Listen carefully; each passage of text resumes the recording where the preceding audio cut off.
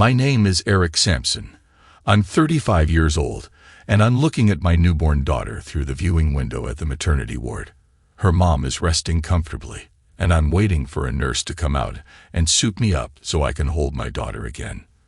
For some reason, the nurses always want to put me and other visitors in scrubs and clean us up before they allow us to touch the baby. I guess it makes sense because I wouldn't want anything to happen to my precious little angel before she starts her life. They suit me up, and I lift her from the nurse's arms. I marvel again at the absolute beauty of the wrinkled little person in my arms. From the first second that I saw her, I loved her more than anything else on this planet, whether she knew it or not. I could already imagine the person she was going to turn out to be. I was so ready to watch her grow and help her along her life's journey. No matter what happens, her mom and I will be there, guiding her along the way. After a half hour that seemed like only a few seconds, I gave her back to the nurse. As I stepped out of the room, I noticed a very attractive blonde woman waiting for me. My happiness evaporated, and my smile transformed into a grimace. "Mr. Sampson," said the security guard, "we don't normally let people into the maternity area unless they're family, but this woman said she was related to you." "It's okay," I told him. "Unfortunately, she's my wife." "How's being married to a woman who looks like that unfortunate?" he asked. "Trust me, that witch is bat crazy," I said just loud enough for him alone to hear. "You looked really good in there holding your baby," said Andrea, stepping up to me. "You're going to be a great father, but I think you should reconsider your actions. This divorce isn't going to happen, no matter what you try. I'll block it any way I can. We need to sit down and talk. Us throwing rocks at each other through our lawyers is only making them rich. Can we just talk? Just for a few minutes?" Andrea, my wife, is beautiful, spoiled, and curious. She's used to getting her way no matter what happens, and simply can't accept it when things don't go her way. Andrea is about 5 feet 7 inches, weighs about 120 well-shaped pounds. At 36, she has a bikini body, a nice trim waist with beautiful long tapering legs. Her features are a little sharp, but she has the bluest eyes you will ever see. She's also a woman that loves sex. She is definitely not a tease or an ice maiden. That's the unfortunate part. "I have to be there when Melissa wakes up," I told her. "That gives us about an hour for your talk. Let's go to the visitors' lounge. We should have some privacy there, unless you try to turn this into another shouting match. But remember, you're the one who wants to talk. So if you start yelling or giving me any of your nonsense, I'll have them throw you the heck out of here." We got to the lounge and sat down in chairs near the back. "It's your show, Andy, so say what you have to say, and let's get it over with." She licked her lips and started talking. "Well, first off, I wanted to tell you that I forgive you for cheating on me. I forgive you for breaking the rules we established for our relationship. I forgive you for getting another woman pregnant and running off with her. I want us to put all of this behind us, and I want you to come home with me, so we can get our marriage back on track. I do realize that you'll have to pay some kind of child support to Melissa for the baby, but I'm thinking that you should limit the time that you spend with that child, so it's not hard for you to choose between it and our children. I love you, Eric. I've never loved anyone else except you, so I'm willing to overlook everything you did and take you back. I also promise that no mention of this will ever be made. We'll just move forward. I won't try to hold this over your head or anything else. Let's just say this was all a big mistake and erase it from our memory. Melissa always wanted a baby more than anything else, and Mike couldn't give her one. So if we get back together, everyone wins." "Oh, Andy, could we really do that?" I asked with mock sincerity. "You're giving me a get-out-of-jail-free card." "Just this once," she smiled, nodding her head and reaching for me. "I'll never lose you for anything, and I won't share you. You're mine forever. I'd kill Melissa before I'd let her have you." I pulled back from her as if she were on fire. "Kick rocks, you stupid witch," I snapped at her, then got up and walked away. I realized then that Andy should never have been released. She was still crazy. I went down the hall to Melissa's room. I smiled at the nurse and pointed at the door. "She's going to be asleep for a while," the nurse said to me quietly. "I can't think of any place I'd rather be," I said. "I want to be the first person she sees when she wakes up." The nurse smiled again and waved as I went into the room. Melissa was lying on her side, turned towards me. I pulled the covers closer around her and sat down in the chair beside the bed. She was beautiful even sleeping. That has to come from an inner beauty. God knows Andy was beautiful on the outside, but she looked like a screeching shrew when she was asleep. Somehow, when she wasn't conscious, her inner ugliness just shone through her mask of sexy facial expressions. As I looked at Melissa's beatific, slumbering face, the past 16 months just rolled away. I'm a successful architect, and Andy and I were just moving into a house we'd built. Some of the neighbors were upset about our house at first because we purchased 2 adjoining lots and torn down the existing ranch-styled homes on them. Then we built our dream home on the site and re-landscaped it.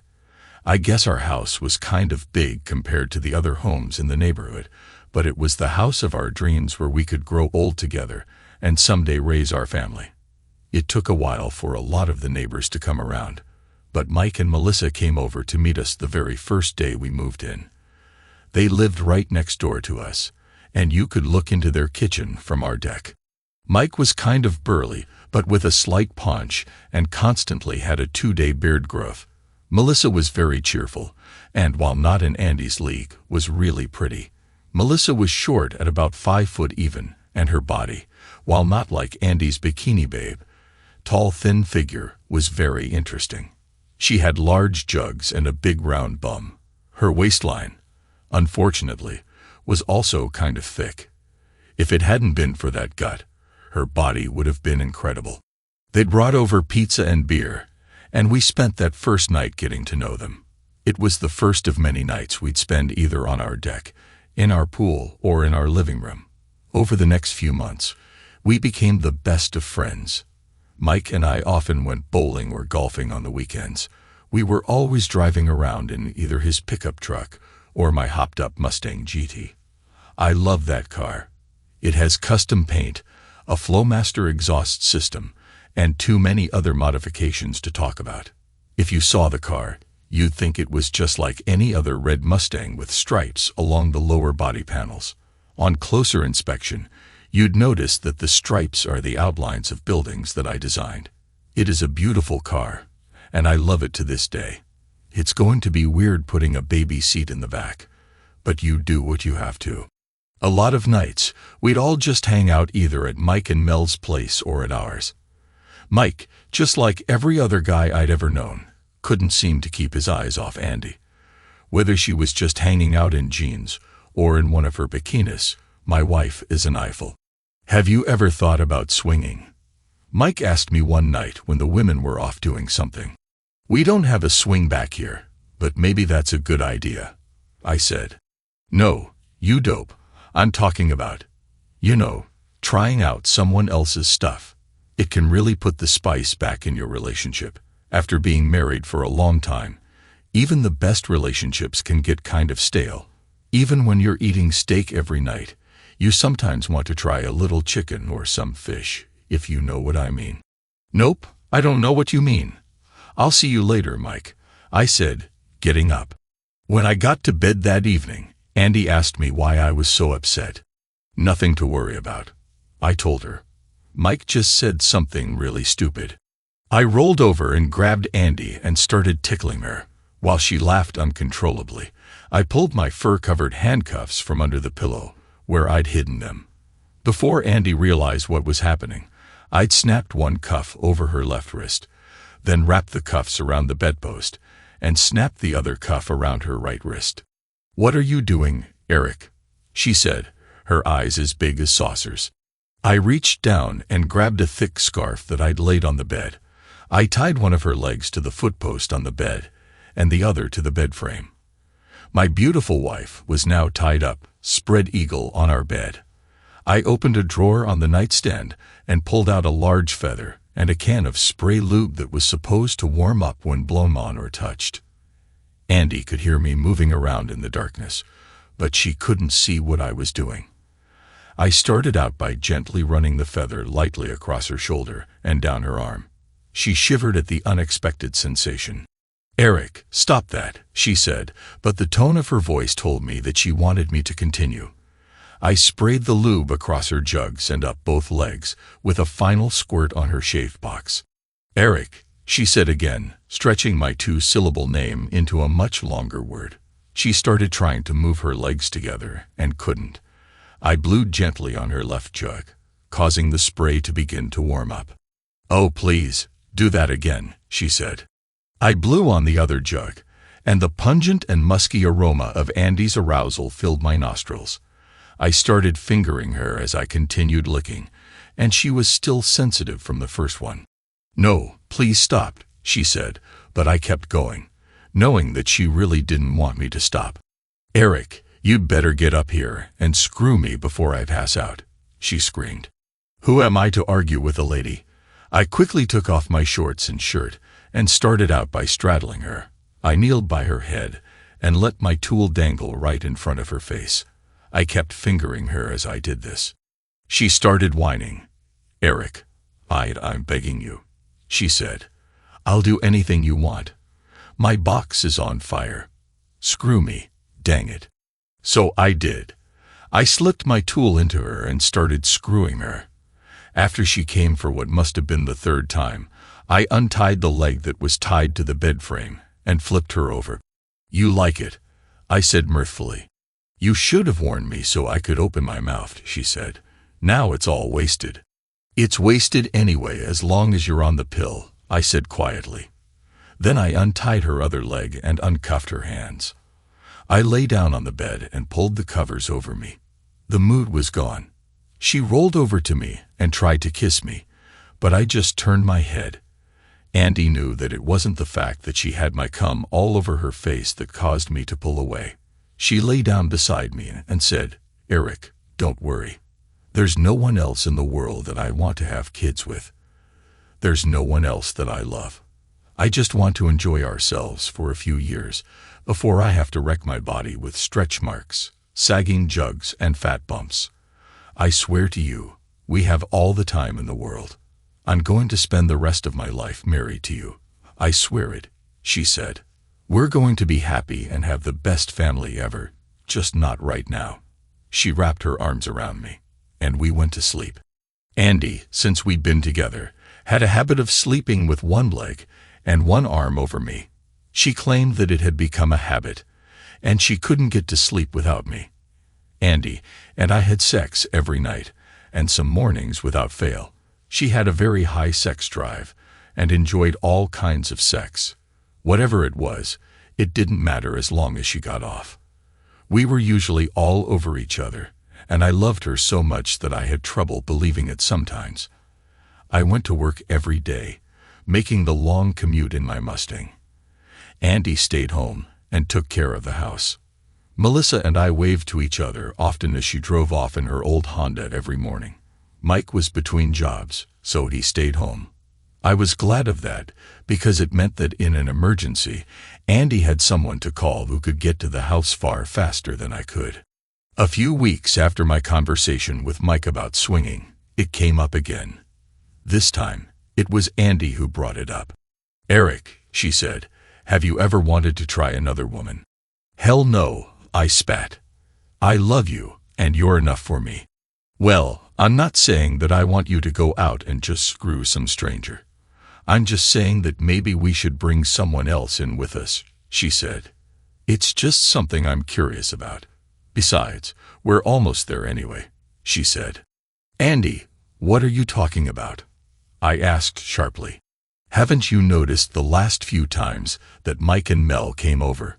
You and I started kissing, and Mike and Mel started kissing too. And then you started fingering me through the hole in my shorts until I came all over your fingers, baby," she said. "Well, while you were doing it, Mike was staring at me, and I was just kind of wondering." "Wondering what?" I snapped. "Well, what it would be like," she said quietly. "Be more specific," I said sharply. Andy wasn't used to the edge in my tone, and she backed away from me a little bit.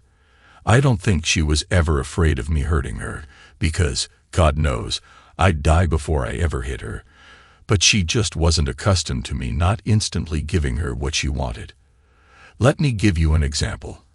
After I'd gotten my first commission, and did a great job on it, my then bosses gave me a substantial raise and a bonus. My vision for the money was for us to put it away to start saving for a house. Andy brought me home papers to sign the next day for her BMW. The down payment alone wiped out the bonus, and the monthly note would definitely tax my income. That car cost more than the house we were living in at the time. The end result was that we ate tuna for a month.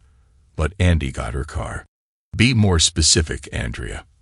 I want to make sure that I understand you clearly, I said again. What you're asking me for is for you to have sex with another man, right? Well, not another man. Just Mike, she said quickly. No, I said sharply. Wait. I'm sorry that didn't come out the way I wanted it to. No, never in this life. I screamed as loudly as I could. At that moment, for the first time since I'd met her, I couldn't stand to look at my wife. I got up, knocked the chair I'd been sitting in over, and left the room. A few hours later, after I'd gone out for a run and cooled down, I went into the kitchen and saw Andy there, seated at the kitchen table, eating her dinner. Here, I'll get you a plate, honey, she said.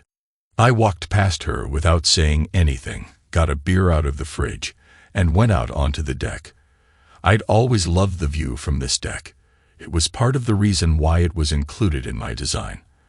I looked over and saw Melissa sitting at her kitchen table, grading papers probably, and wondered if she knew what my wife, her supposed friend, had proposed. She probably didn't have a clue. Melissa was a pretty woman, not in Andy's class of course, but she just needed to take better care of herself. If she got rid of that gut and toned up a little bit, she'd be pretty hot. I couldn't believe my mind was wandering so much as I watched the moon from my deck. I guess I wanted to think about anything other than Andy's suggestion. I knew before I married her that Andy had an extremely high sex drive. I'd always thought that I was enough for her. We were both pretty compatible sexually, I always thought. Andy brought the willingness to do it anytime and anywhere, and I brought the imagination and creativity. She never knew what to expect from me. From candles and roses to me tying her up and spanking her. But she did know that whatever we tried, it was always done with love and affection. Obviously, she was starting to need more. I think that she saw this as just another little thing for her to beg for and try to get her way on. I saw it as far more serious. To me, it was the first sign that we were drifting apart, and I loved her so much that it just broke my heart. It's a really beautiful night out.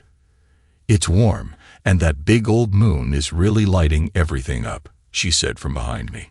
Is there anybody here who'd like to try skinny dipping in our pool with me, or should we just take this upstairs? She came up behind me and wrapped her arms around me.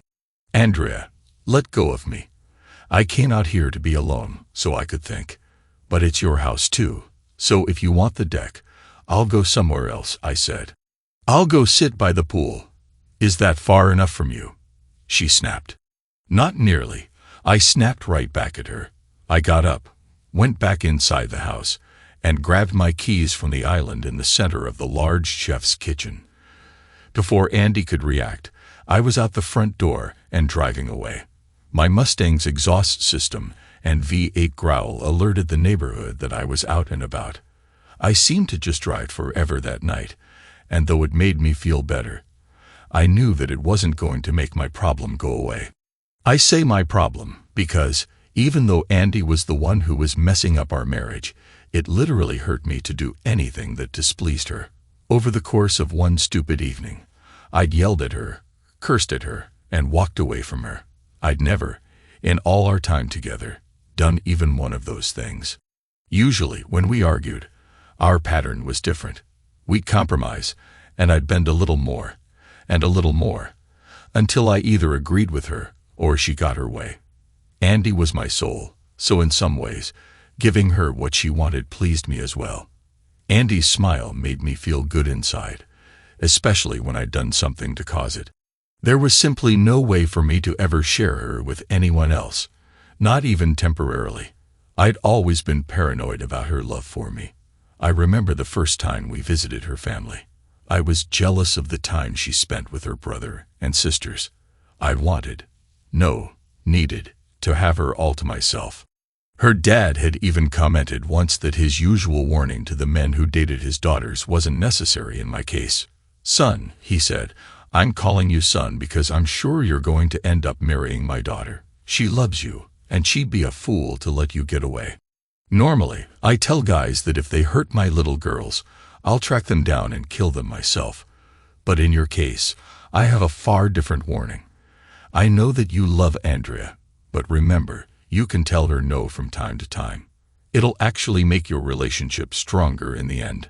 If you keep on going the way you are now, sooner or later, she's going to ask you for something that you aren't ready to give her, without giving up a piece of your soul. By that point, it will be too late because she won't be used to you not giving in on anything. "You're a good man," he told me. "Andrea needs that, but don't let her turn you into something that you don't want to be."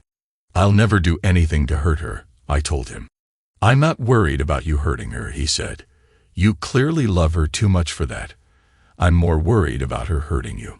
The next morning, I was on my way out of the house for my commute to the office when Andy came out of our bedroom. She looked like hell. Her eyes were red and puffy, and she just looked off. "Where the heck were you?" she snapped. "You know I can't sleep without you." "I got back around 1," I said calmly. "I just drove around for a while to clear my head and to think." "What would you need to think about? Why didn't you come to bed?" she asked. "I slept in one of the first-floor guest rooms," I said, and walked past her. I barely got any work done that day. Andy called me twice on my way to work, and then started texting me. The first thing my secretary, Myrna, told me as I walked into my office was to call Andy ASAP. I didn't, and 10 minutes later, my cell phone rang. "What is it, Andrea?" I asked. "Whether you know it or not, my job is not just an extension of home. I have work to do here. That's why I come here." "What's wrong with you?" she asked softly. "Don't you love me anymore? We'll talk when I get home. Please don't call me anymore today." I hung up the phone and started trying to work, but I just couldn't wrap my mind around it. The thing I kept coming back to was Andy. I looked up the cost of bricks versus siding for a project I was working on. Before I could finish the math, I was wondering what my life would be like without Andy in it. I ended up doing the same calculation 4 times and never finished it. I turned on my computer and switched to a project where I could just draw. The house I was working on was for a single guy. He was a high-profile lawyer and wanted something really different. I'd come up with a design that blew his socks off. The house was mostly underground. The only thing visible above the surface was a large sunroom. The house had already been built and was nearly ready for occupation. I just needed to finish the designs for the landscaping. Drawing wasn't a good idea either, though.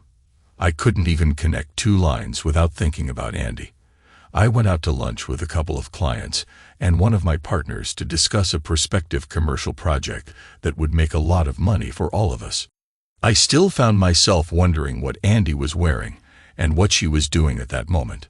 Did she still love me? Where had I gone wrong? Could I possibly undo whatever I'd done to make her need someone else? What did Mike have that I didn't? When I got home that night, I was ready to talk to Andy, but it didn't happen. As soon as I stepped into the house, I smelled steaks on the grill. I walked through the kitchen and out onto the deck and saw Andy in one of her bikinis and Mike grilling on my Weber. Melissa was sitting at the table grading papers. She was wearing a dark-colored one-piece swimsuit. Her legs under the table looked far better than I'd expected, and her chest, as she leaned over the table concentrating on the papers she graded, was amazing. I think my look at her was more one of curiosity than lust because, though I'd noticed that her body was better than I'd ever thought, I wasn't aroused by it.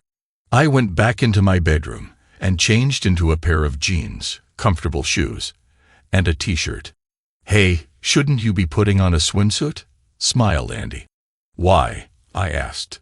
Well, honey, we're all hanging out at the pool, and we usually just wear swim stuff. Even fuddy-duddy Melissa is wearing a swimsuit, she said, smiling.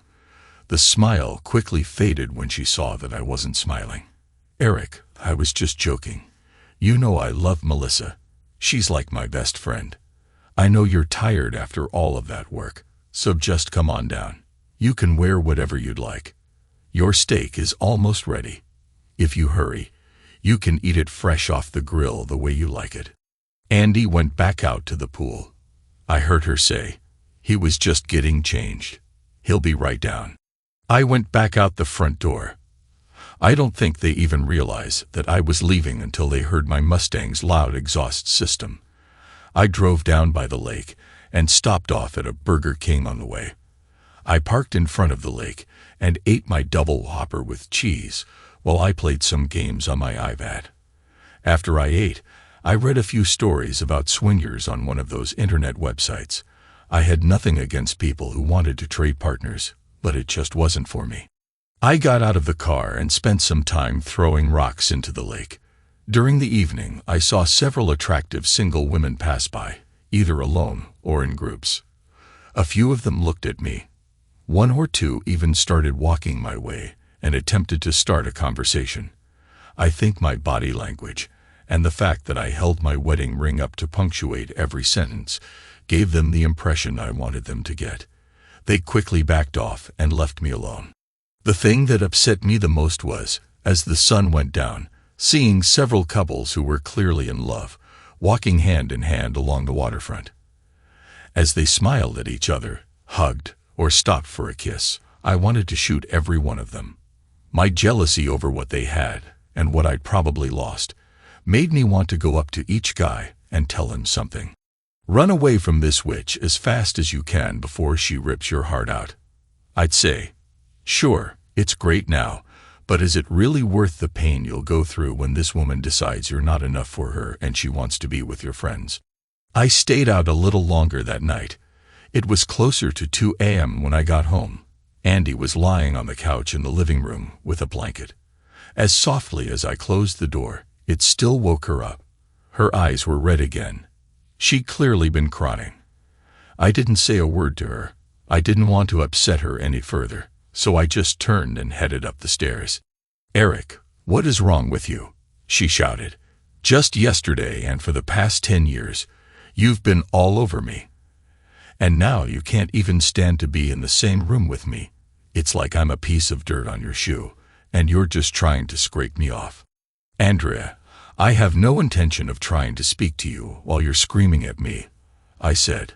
I came home with the intention of trying to talk to you, but you needed to have a party. You wanted to talk to me so badly while I was at work, but once I got home, that need just evaporated. I need to get some sleep because I still have to go to work tomorrow. So why don't you pencil in an appointment for me on your busy schedule? We'll talk then. What party? She asked. It was just Mike and Melissa.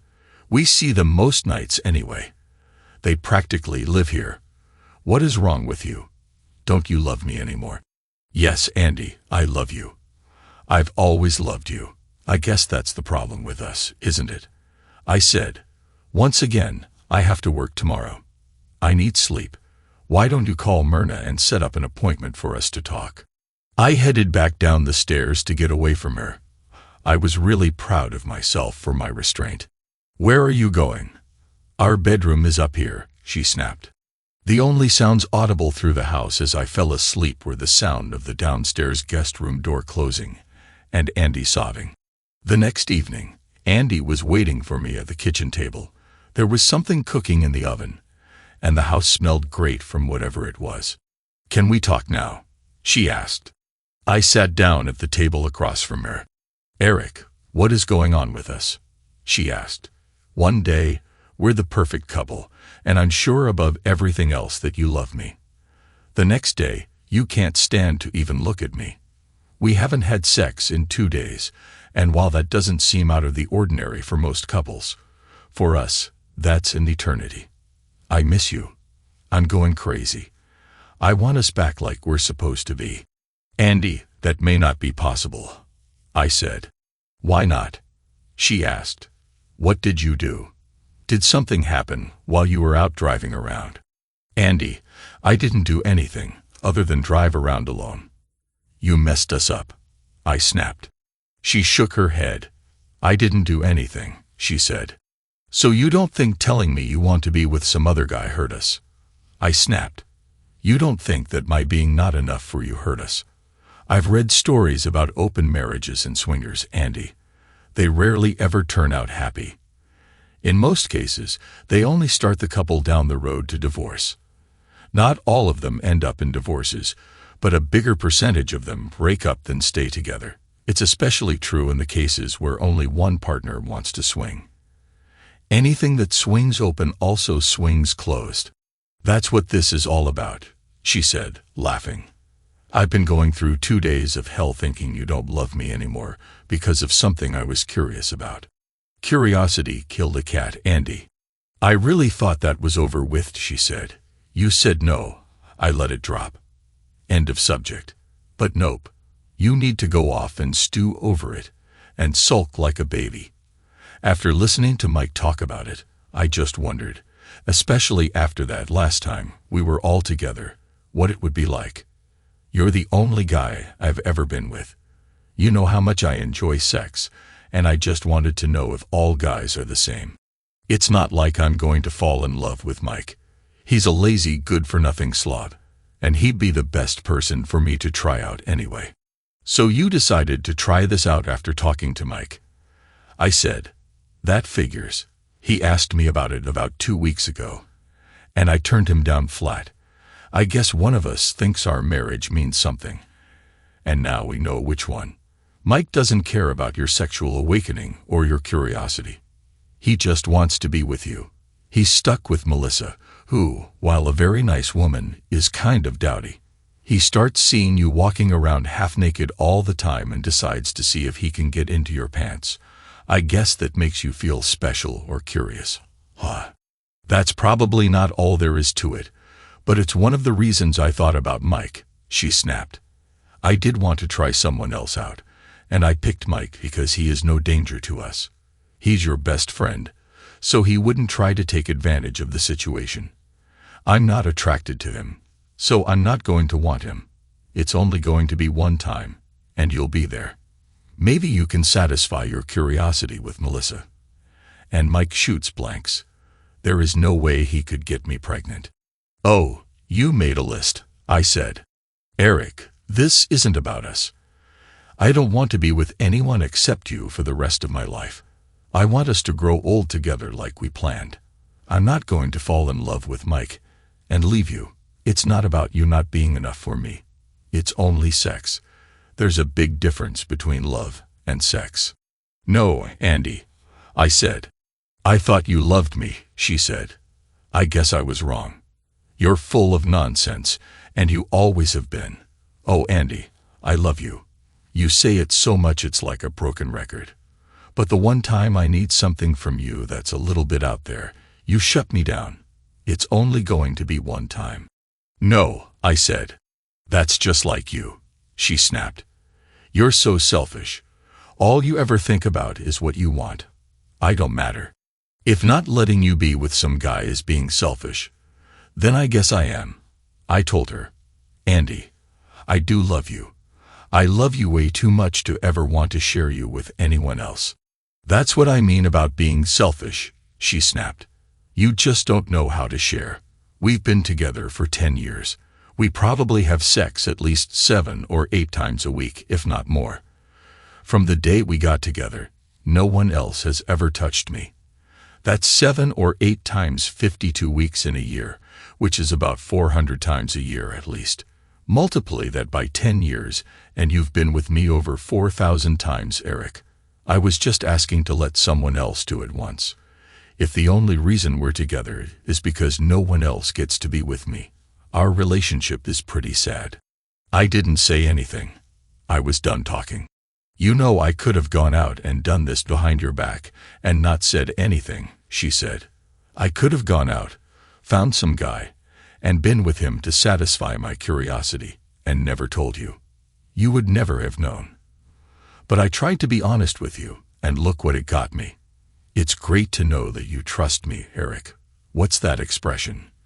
Love without trust means nothing. I came to you and tried to talk to you about my feelings, and this is what I get.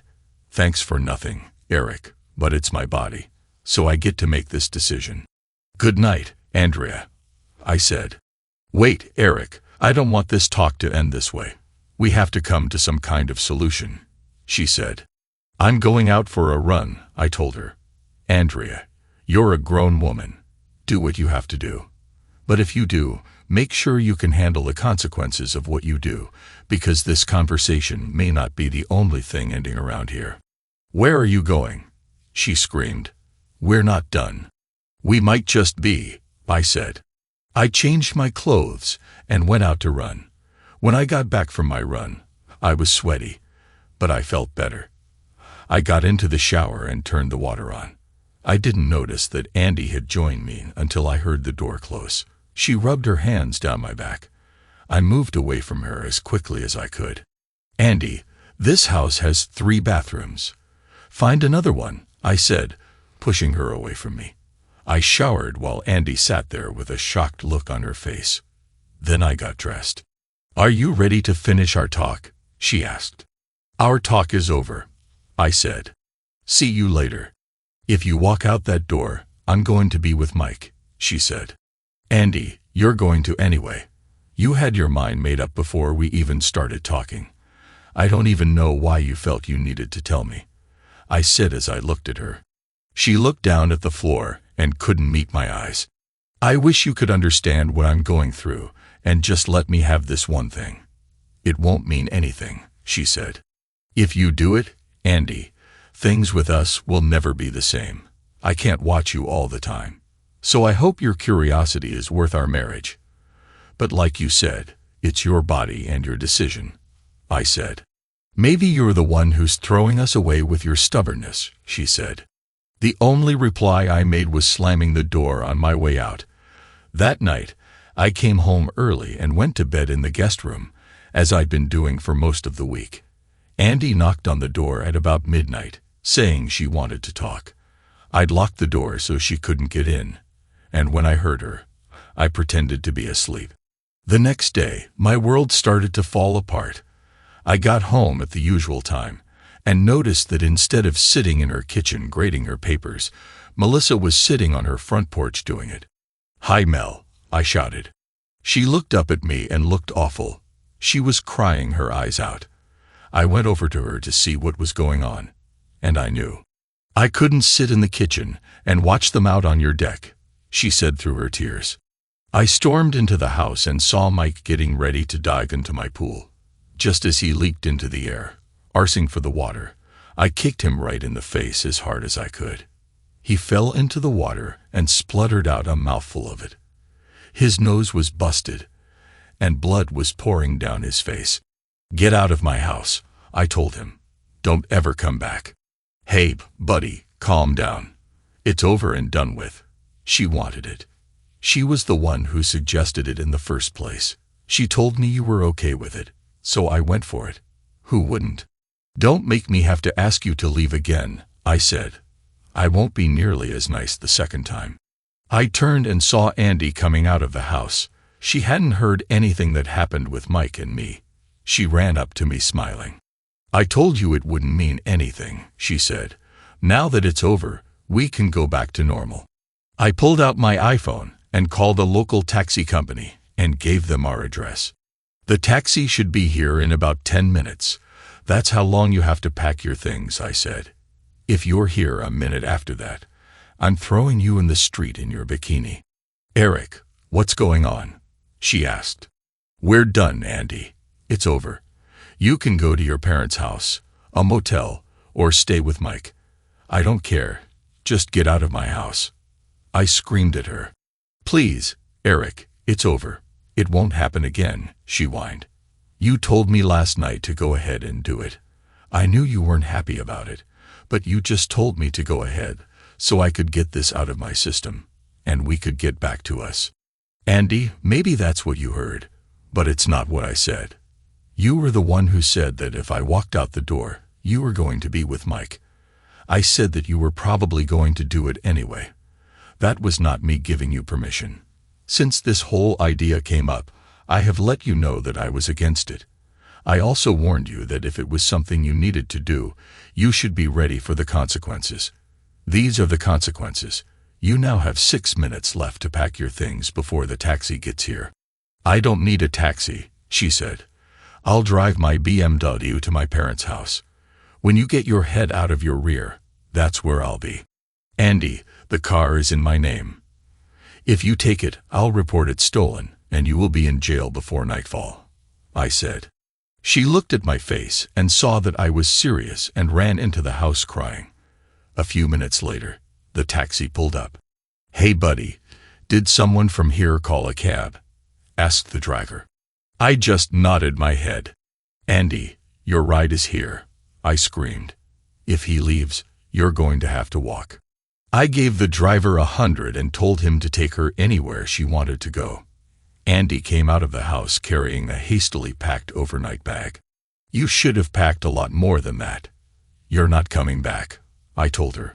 Please, Eric, we need to talk, she whined to my rapidly receding back. A few minutes after the cab pulled away, Andy started calling me. I turned my phone off and shut off the ringers on all of the phones in the house. I went outside on the deck and sat down.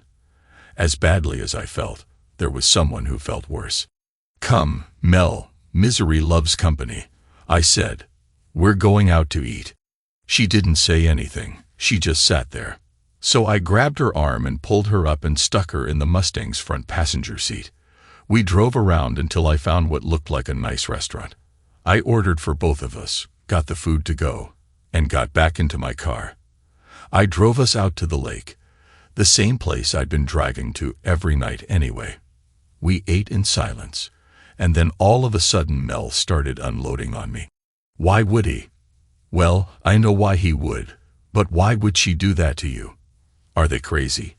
I know that Mike has no respect for me. But I thought that Andrea loved you. I'm sure she does. All she ever talks about is you. Eric this, Eric that. Why would she do this? I thought she was my friend. I started rubbing her back, and she sobbed a bit and started talking again. I know that Mike has been angry at me lately, and this is only his way of getting back at me for a remark I inadvertently made. But this is overkill, she said. I'm sorry, Eric. This must be worse for you than it is for me. I'm fine, I said. What do you mean Mike is angry at you? Well, Mike had an accident when he was younger and can't have kids. I knew it already when we got married. I'm fine with it. I've always wanted kids, but I wanted Mike just as much, so I became a teacher. Lately, it just hasn't been enough, and I really want to experience motherhood. Eric, I want a family. I want to share all of this love that I have and bring up my own kids instead of teaching everyone else's. So I approached Mike about possibly adopting a baby. He went nuts. His exact words were, "Oh, so I'm not a man since I can't knock you up. Well, I'll show you who's a man. I'll be with that little woman next door and make you watch." It took 3 weeks, but he did it. We didn't say much for a while. As it got dark, the lovebirds came out, and I was really too upset to watch them strolling hand in hand in front of that lake. Besides that, there were just too many big rocks that were the perfect size for throwing. So we left. I went home to an empty house. Melissa went home to Mike. I could hear him screaming at her at first, and her screaming back. After a while, the screaming stopped, and I saw her sitting at her kitchen table with her papers. The next morning, I went to work as I always did. Myrna handed me a stack of messages from Andy. I dropped them all into the trash basket and told her not to forward any calls from Andy to me. If she called me, just tell her I wasn't accepting calls or messages from her. Then I gave her my iPhone and had her go over to the AT&T store and have my phone number changed. At about 10 o'clock that morning, I got a call from Robert Morgan, Andy's dad. He was going to be in town this morning and wanted to take me to lunch. I met him at the Texas Roadhouse at noon. I hadn't seen him in about 3 weeks, and at his age, This kind of stress couldn't be good for him. "Hi, Eric," he said. "Let's get down to it. We both know why we're here. I warned you about this before you married her. She can stay with us for a few days while you two cool off. But Martha and I want to stay out of this." "Well, when you and Martha put her out, she can stay with her sisters for a while. And then her brother," I said. "Hopefully, by that time, we'll have some kind of financial settlement made so she can find a place of her own," I said quietly. "Eric, what are you talking about?" he asked. "Well, in this state, it'd take about 6 months minimum for a divorce to become final, but our lawyers will work out the settlement long before that," I said. "Just between us, I'd rather come up with a lump sum payment instead of any kind of monthly alimony where I'd have to write her a check every month or whatever. I just want this over with and settled so I can move on with my life." "Eric, I still do not understand you. Andrea said you'd had a difference of opinion, and you flipped out on her. So she decided to stay with us for a few days while you calmed down. She cried her eyes out last night and won't eat a thing. I know my daughter. When Andrea is right about something or believes that she's right, she's as cold as ice. But last night, she was crying her eyes out. I know she's done something to push you too far, finally. Did she buy another car? You guys didn't have more than $50 a week to live on last time she did that. She couldn't even drive it anywhere because you couldn't afford gas for it. I thought you two were kind of well off financially now, though." "Robert, I don't think I should be a person to tell you what Andy did," I said. "It's not my place to talk about someone else's actions." "Darn it," he said. "She really messed you over, didn't she? And the stupid thing about it is that I can see by the way you're on the verge of tears that you still love her. Eric, I warned you once about her. Whatever she did, though, try to work it out. She loves you, and you clearly love her. You two should be together, but don't back down. Maybe you should consider marriage counseling before you go for a divorce. I've heard you tell her more than once that you'd do anything for her. Isn't she worth just one chance to save your marriage? Andrea has always been strong-minded. I raised her that way," he said. "You know how the two of you like to sit back on that big old deck behind your house and watch the moon. Well, Andrea used to like to climb out of her window onto the roof and watch the moon when she was a little girl. I told her not to do it because she'd fall off the roof and break her neck. She did it anyway, so I spanked her and nailed her window shut. One week, I was out of town on business, and Martha was at her ladies' auxiliary meeting. Andrea got the hammer, pulled all of the nails out of the window, and climbed out onto the roof. It had rained the day before, and the tiles were still slippery. Andrea fell off the roof and broke her arm. If the bushes hadn't broken her fall, she was falling headfirst. She probably would have broken her neck. After that, she never went out on the roof again. Andrea can learn, he said, but sometimes she has to learn the hard way by losing something really important to her. Maybe having to be away from you for a little while will solve this. I'm going to ask her what she did, and I'll get back to you." For the next week or so, my life moved in 2 directions at the same time. I started spending time with Melissa. It just seemed natural. She was really upset with Mike, and I was missing Andy a lot. Melissa started running with me in the evenings. She also started using my gym. I think a lot of it was just her anger and frustration over Mike. We talked a lot about our situations as well. If Mike loved me or treated me nearly as well as you treat Andy, I'd forgive him anything, she said. But in our case, that's the problem. Mike doesn't love me. Maybe he did once, but now I'm just an old shoe to him. I go out to work every day and bring the money in, while he's been unemployed for the last 4 years. When I get in, I have to do the cooking and the cleaning before I get to grade my papers. I'm tired of being taken for granted. And this was just the last straw. I've never told anyone this before, but he's cheated on me before this. Andy knew that I was totally against this from the beginning. I said, this time, she just pushed me too far. Eric, we're friends, so 2 things, she told me. Number 1, every time anyone mentions her name, You almost start crying because you love her so much, and being away from her is killing you. Number 2, you've been together for 10 years, and this is the first mistake she's made. For your own sanity, give her another chance. At least talk to her before you give up on her. The easy way out is to just walk away without trying to fix it. I only wish this was Mike's first time messing up so I could forgive him. But this has happened too many times for me. Andy showed up at my office the next day. The security guards had been warned not to let her in the building, so she sat outside the building and cried until someone called the police. The policeman came into the building asking to see me. "Sir, your wife is downstairs, and she's not in a good way. We need you to come down and talk to her, to keep her from doing something to herself or someone else," said the first officer. "No," I said. "Have a nice day." "Sir, this conversation isn't over," said the cop. He was obviously getting upset about my flippant attitude and wanted to prove something. "How about if we book you on refusal to cooperate and put you in the same cell as your lovely wife? Then you'd have to talk to her, sir," he said. "How about if I snap my finger?" I said, looking him straight in the eye. What would that do, sir?" he asked.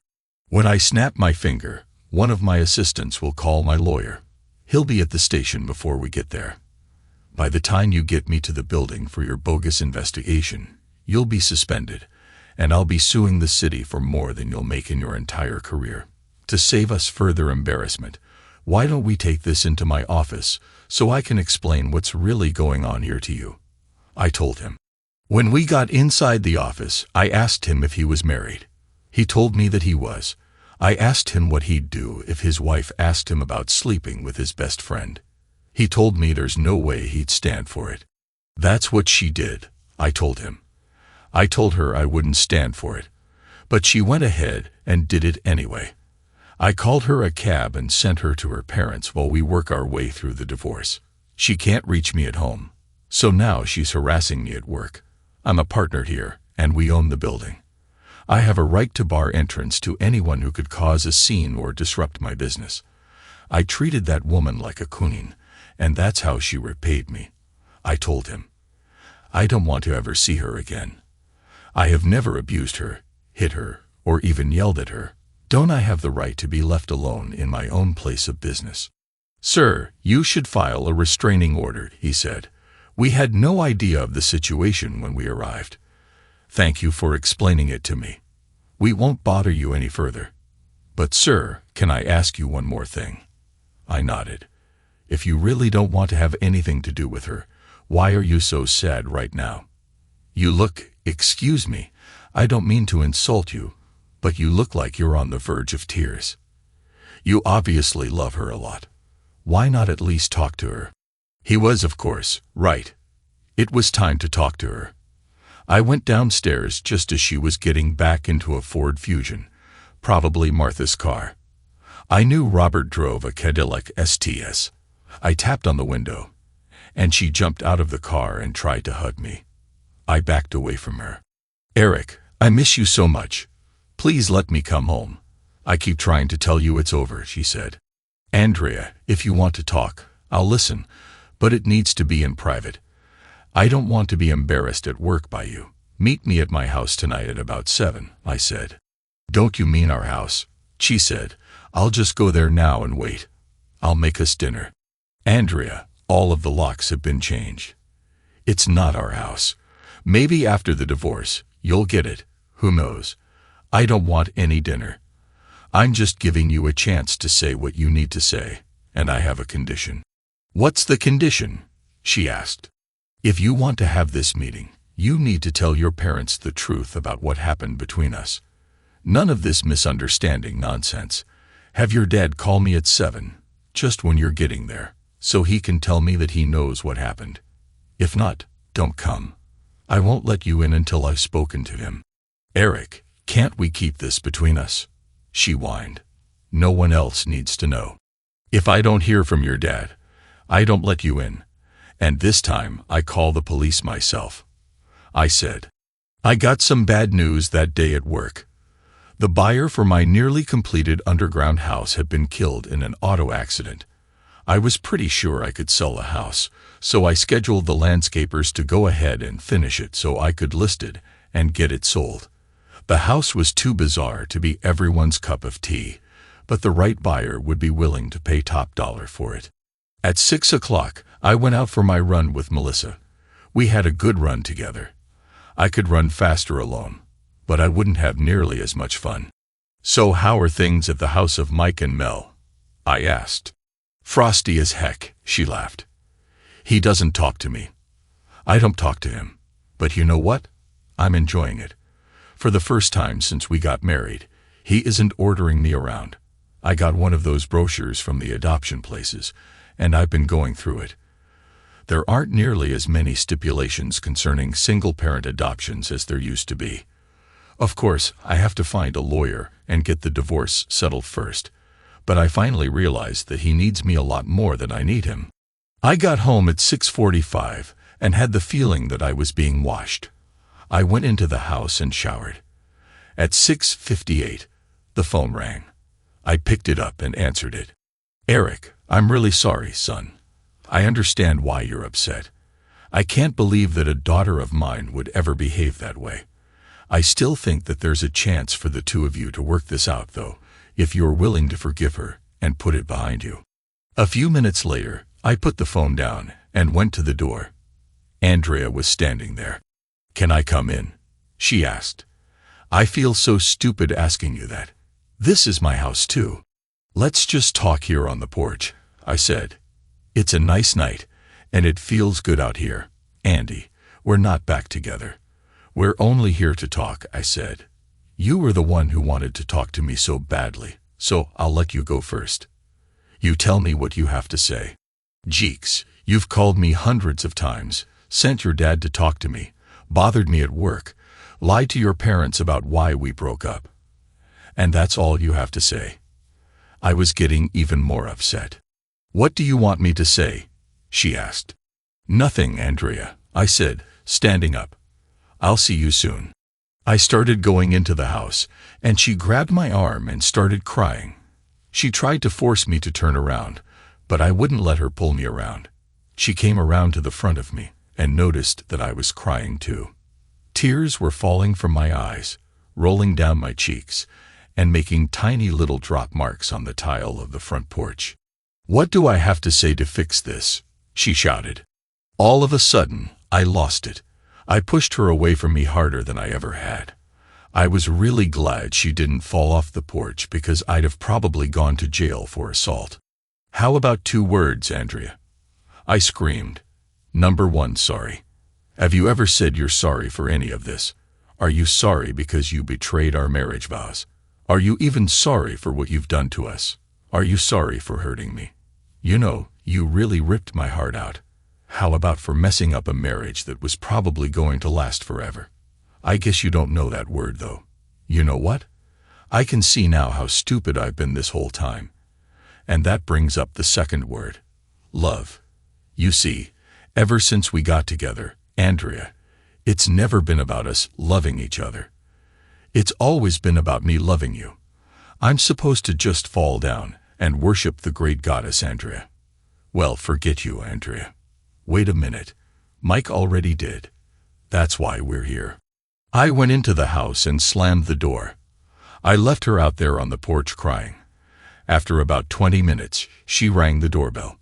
I looked out the peephole and opened the door a crack. "Andrea, I'm done talking to you. Get a lawyer. You're going to need one." "I'm sorry," she said. "I do love you, and I don't want to lose you. I don't want to live the rest of my life without you.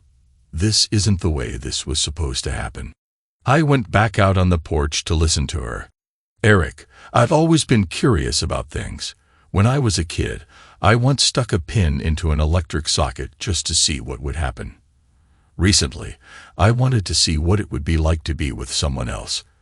I found out, and it wasn't nearly as good as what we have. In fact, it was nothing compared to our relationship. It was a mistake, but I think you've overreacted. It's not like I cheated on you. And I don't see what I did as a violation of our marriage vows. I was honest with you about my intentions. I even wanted you to be there, but you refused. I thought it would be exciting and fun, but it turned out to be dull. It wasn't enjoyable at all, just fat old Mike doing his thing. I barely even felt anything, and it was over quickly. And now, for that, I have to lose my house, my car, my marriage, my husband, and my happiness. That just doesn't seem fair. Andrea, I told you there'd be consequences, I said. You just didn't listen. You never do. Everything always has to be what you want. We really didn't have much of a marriage to begin with. This was supposed to be something new for us to bring into the bedroom and try out every once in a while, she said. You try out women and bring new tricks home, and so would I. I don't want us to get bored with each other, she said. Andrea, I never wanted anyone except you. Only now you've ruined that because I don't even want you anymore, I snapped. She looked as if I'd slapped her. After 10 years, I make one mistake, and that's it. Please give me one more chance. I'll do anything you want. We'll go to counseling like my dad suggested. You can do anything you want for revenge, or to make yourself feel better.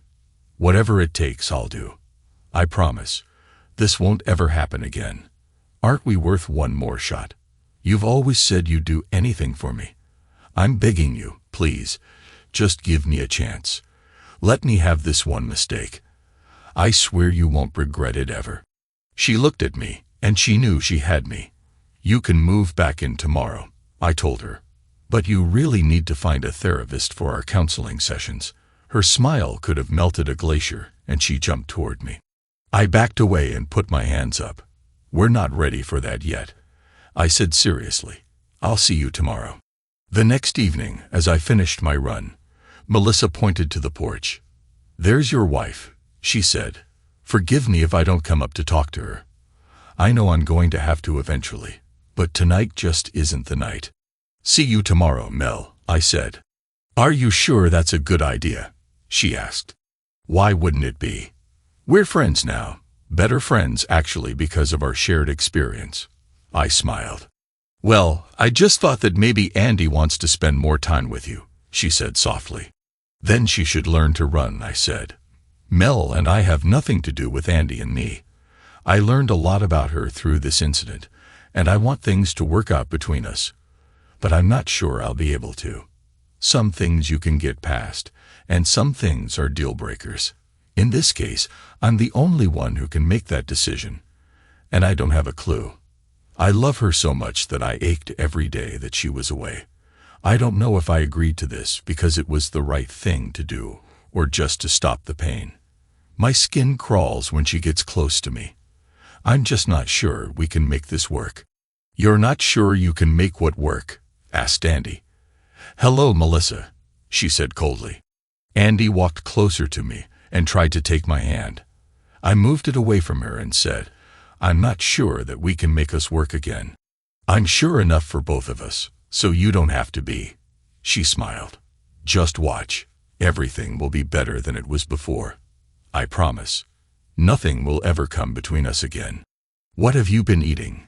There's nothing in the fridge, she yelled. Wait, there's some salmon in the freezer. Why don't we grill it? Out on the deck. I'll make some rice and veggies to go with it.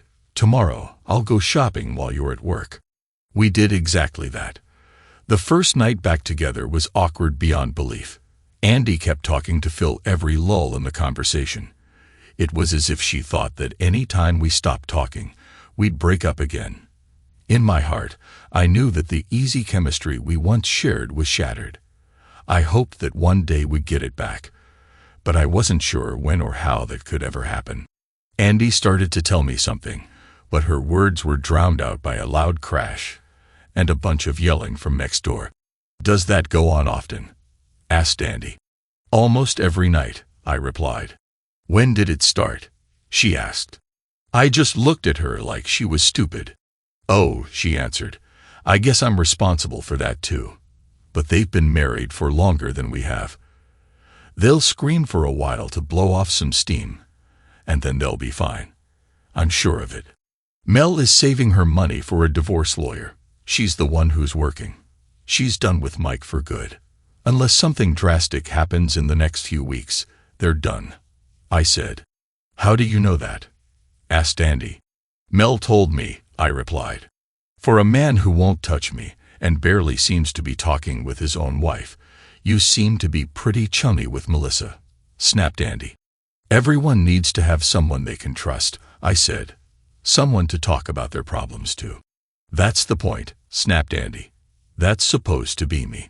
That always was you, until you became the problem and lost my trust. I said, trust is something that has to be earned over time. When we first got together, it took a while before we came to rely on each other. It was easy then, because we had no history and had never hurt each other. For over 10 years, we loved each other, trusted each other implicitly, and we had a bond. We had a chemistry based on us almost knowing each other's thoughts. Our hearts beat together, Andy. I didn't care about friends, family, work, or money. Nothing came before you. You came before me. I would have died for you. I had 2 wishes, Andy. Do you know what they were? Yes, she said sadly. All I wanted was to grow old with you, and for us to have a baby or 2 together. I don't need to be rich. I don't need to be famous or powerful, Andy. That's all I wanted. And you messed it up with your curiosity. Do you even remember how many nights we sat out here just holding each other and watching the moon? We've probably only turned that big TV on a handful of times since we moved in here. Not because there's nothing on, but because we just never needed it. That's all gone, Andy. I agreed to try this, but I'm truly not sure we can fix this. But it was only sex, and only one time. It just seems that you can't even try to get past it. I'm hurting too. I keep feeling like I'm just a broken toy to you right now. You aren't treating me like a human being who feels things and makes mistakes. You're acting like a spoiled little boy who got dirt on his fairy princess doll and doesn't want to play with her anymore because someone else touched it, she said. Andy, I know that you love sex. I do too. But there's a big difference between going out and sleeping with a hooker and what you and I used to do. It was far more than a physical act. It was special. It was like we brought our souls closer together by sharing our bodies. And now my fairy princess has shared her body with the troll from next door. We're basically no longer exclusive, so there's nothing special about it anymore. It's become cheaper. It's something that under the right set of circumstances anyone can have. So who or what will you get curious about next time, Andy? Who or whatever it is, I won't make the mistake of telling you about it, she snapped. I see what being honest got me. Next time, I'll try lying. Andy, right now, we're only held together by the thinnest thread you can imagine.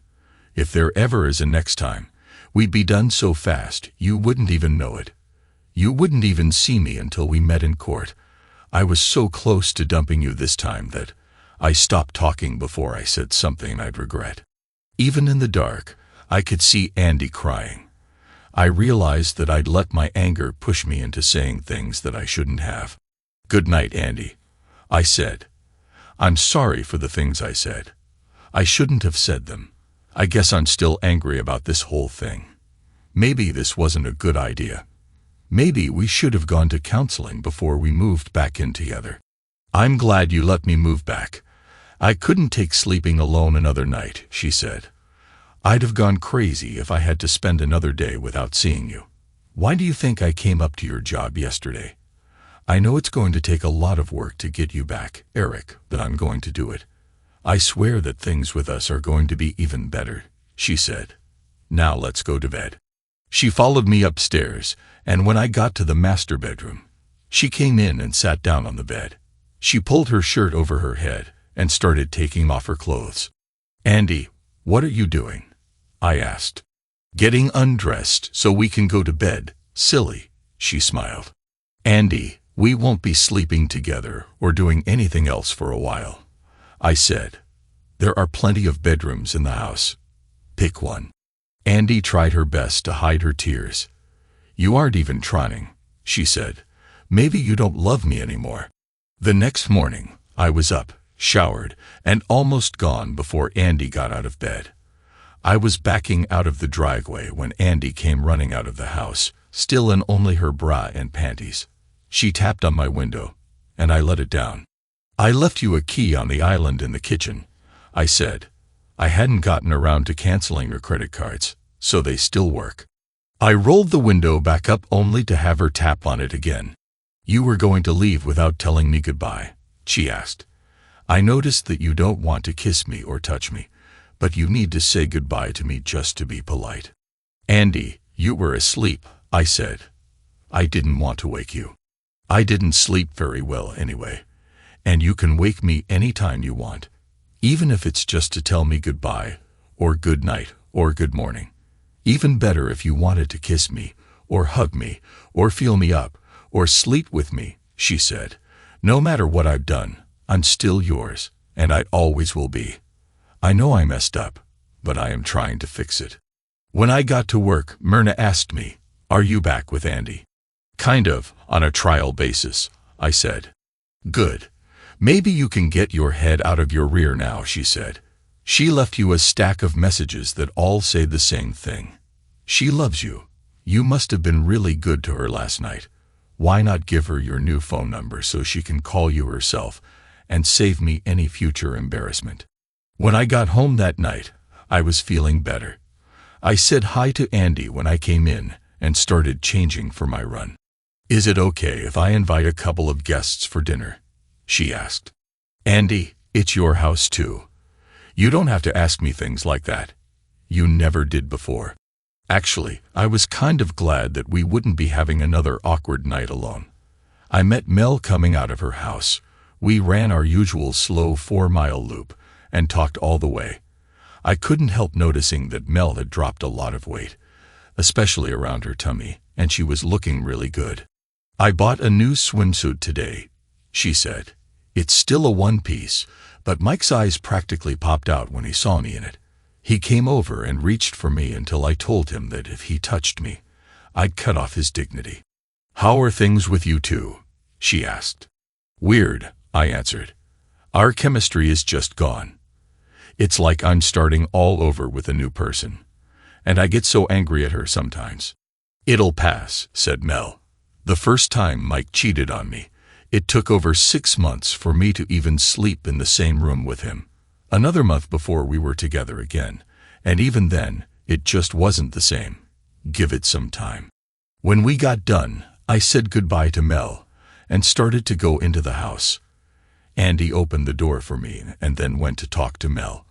When I got out of the shower, I went downstairs to see what Andy had made for dinner.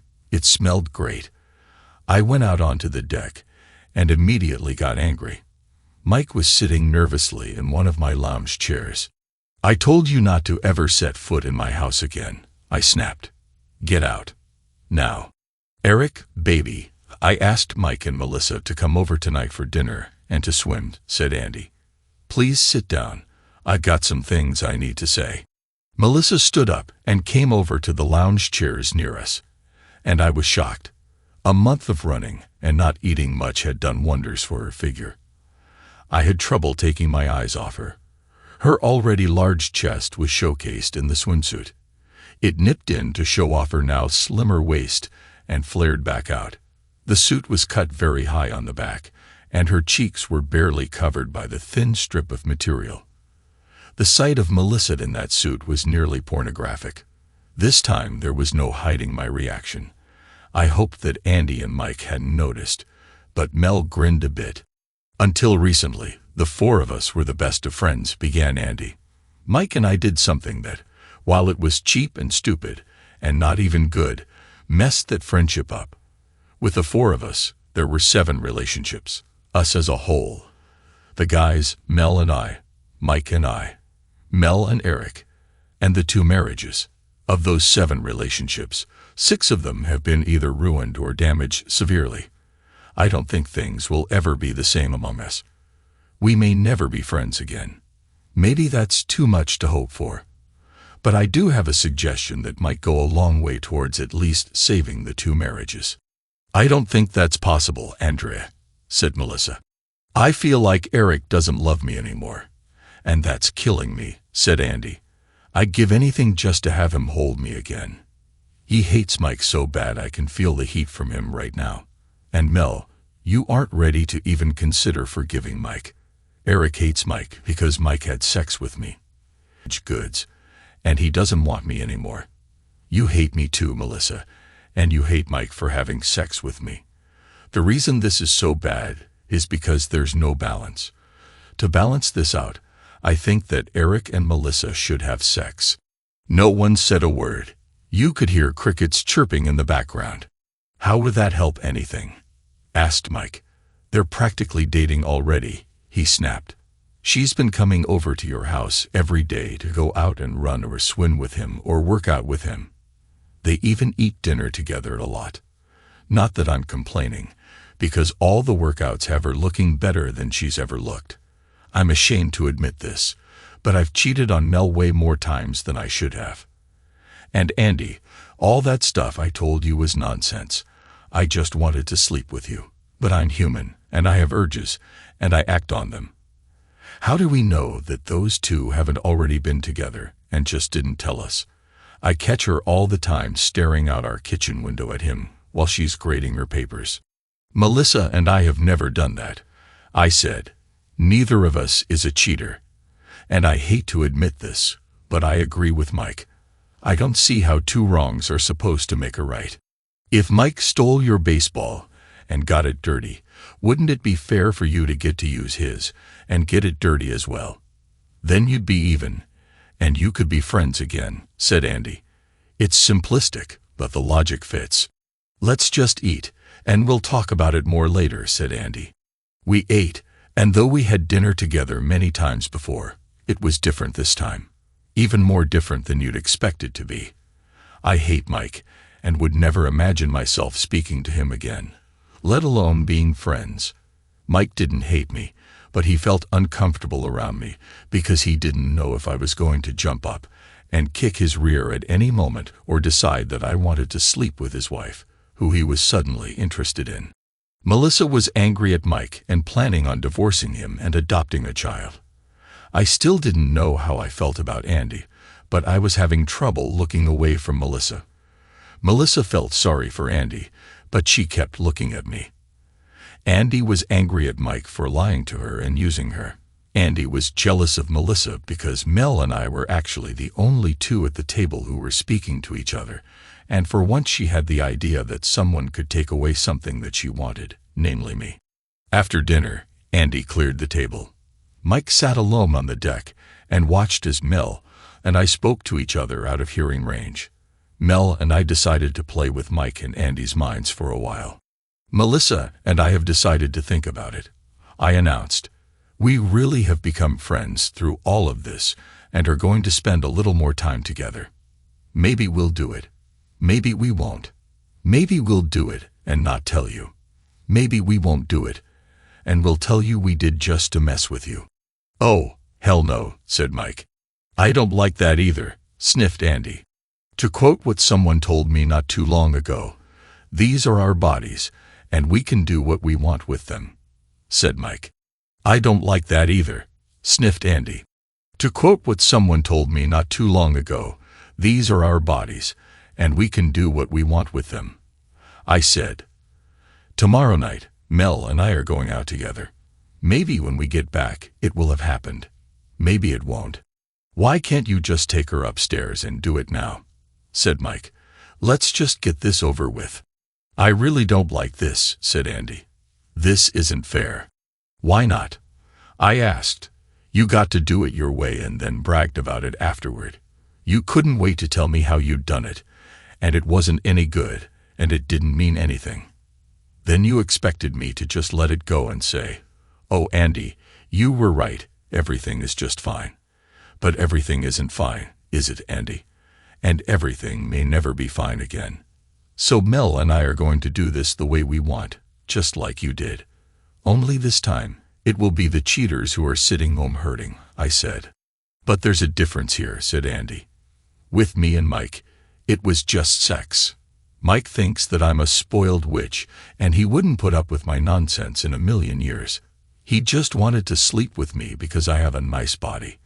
I think Mike is a disgusting slob, and I'm not attracted to him at all. I just wanted to sleep with someone other than Eric for one goddamn time. Melissa, deny it if you want to, but you like my husband. I'm not just talking about sex here. You're attracted to Eric, and he hasn't been able to look away from your chest, your rear, or your face all night. There is a real danger here of you two liking this too much, so I agree with Mike. You two should just get it over with or forget the whole idea. I've been through too much trouble trying to get my husband back to just give him away to you. Melissa and I looked at each other and moved in closer. Then we wrapped our arms around each other as Andy looked on in horror, tears appearing in the corners of her eyes. I have to admit, she felt really good. Amazing, in fact. Then we brought our faces close together, pushed away from each other, and shook hands. "See you tomorrow, Mel," I said. "Don't forget we're shooting for 5 miles." I grabbed a beer off the table and headed upstairs. "Well, I've got papers to grade," said Mel as she headed next door. Mike and Andy just stood there with their mouths open. A little while later, Andy knocked on the door of my room. "Can we talk?" she asked. "I guess," I answered. She came into the room wearing a long robe that covered everything. That was a first. She'd obviously been crying again. "I'm going to get you an escort," she said. "What the hell are you talking about now, Andy?" I asked. "Well, it's only right that you get to sleep with someone else to make up for what I did, but I don't want it to be Melissa," she said. "I still have no clue what you're talking about, Andy. There's something going on between you and Melissa. You may not see it, she may not see it, but trust me, it's there, and it scares the hell out of me. Eric, all my life, I've been the pretty girl. I always knew I could have any guy I wanted.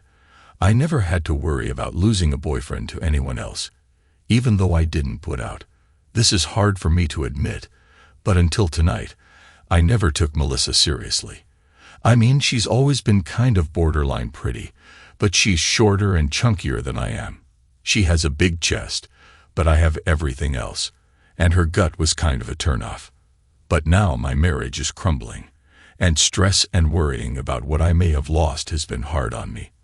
I'm not looking my best, and Melissa has somehow lost that gut and toned up crazily. Even I had to admit tonight she looked really good in that swimsuit. And you noticed it too. Mike is really pissed, and he doesn't want you anywhere near her. You two spend way too much time together. I'm really afraid that with your anger towards me and your so-called friendship with her, that I could lose you," she said.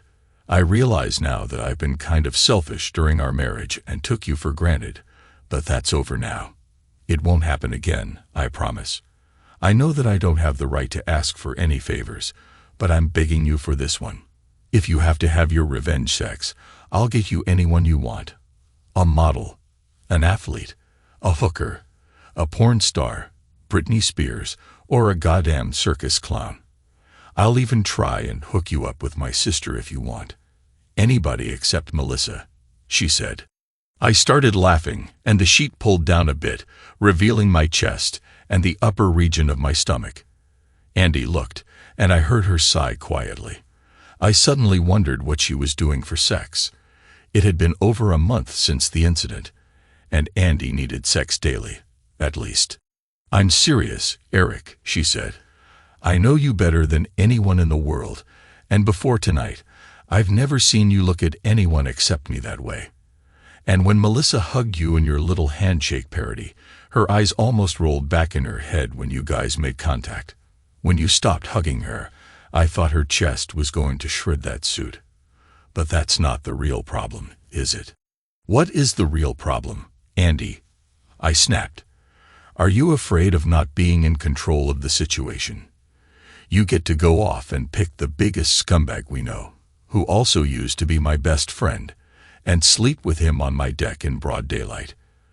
But you want to choose who I have sex with to make sure it isn't someone who threatens you. Is that the problem?"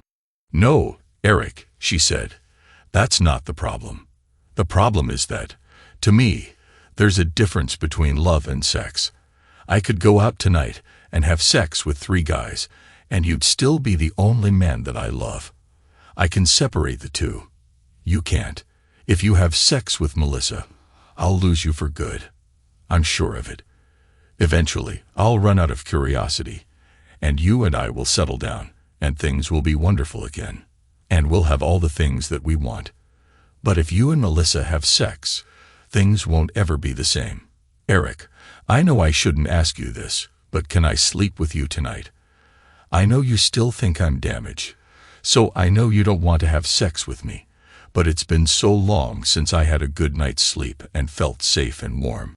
Okay, Andy, I heard myself say. She dropped the robe and was naked under it. Then she climbed into bed next to me. Over the next few minutes, she slowly moved closer to me, until we were almost touching. I felt one of her feet tentatively touch mine, and then start inching its way across my legs. Andy, just stop wiggling around and get comfortable, I snapped. Are you sure you want me to be comfortable? She asked quietly. I said so, didn't I? It came out far harsher than I'd intended, but somehow the tone didn't seem to matter. Okay, said Andy. I could hear the happiness in her voice. The next thing I knew, she'd swung one of those long legs over mine, and her left arm was wrapped around me. Her left chest was resting on my upper abdomen, and its softness was tickling the hair on my stomach. The biggest problem was that this position had her left leg in contact with my crotch, and her warmth was in contact with my left leg. I could feel the heat coming from it, and I'm sure Andy could feel me swelling. This is so much better, Andy cooed. I've missed this for so long. This is the way I'm supposed to sleep. Are you sure there's nothing you want to say or do before we drift off? I was thinking a lot of things right then. Rolling over and taking back what was mine was chief among them. I started to say something, and my arm rubbed against her chest. Oh, exclaimed Andy. Sorry, that was an accident, I snapped. Don't be sorry, said Andy. I didn't mind at all. That was the problem, I realized. I don't think she minded who she was with as long as she got what she wanted. Even though I didn't see her with Mike, my mind was flooded with images of Andy with Mike in all different positions. All of a sudden, I felt uncomfortable being close to her. I rolled over in the opposite direction with my back to her and no contact. Sorry, I'm not comfortable sleeping on my back, I snapped. Good night, Andrea. As I drifted off to sleep, I heard her quietly sobbing. I felt bad about the way things were between us. I also felt guilty because she was clearly trying hard to fix things in our relationship, and I had adopted a very casual attitude about it. I guess my mind said let's just wait and see. If it works, it does. If not, we tried. Early the next morning, I dreamed that Melissa was giving me a favor. It shocked me because, until that point, I'd actually never had a sexual thought about Melissa. Seeing her in that swimsuit the previous night had definitely put her on my radar, though. In the dream, Mel stopped and mounted me. She slowly lowered her warmth over me until we were touching. Then she started to move in small, short strokes. God, that woman was good.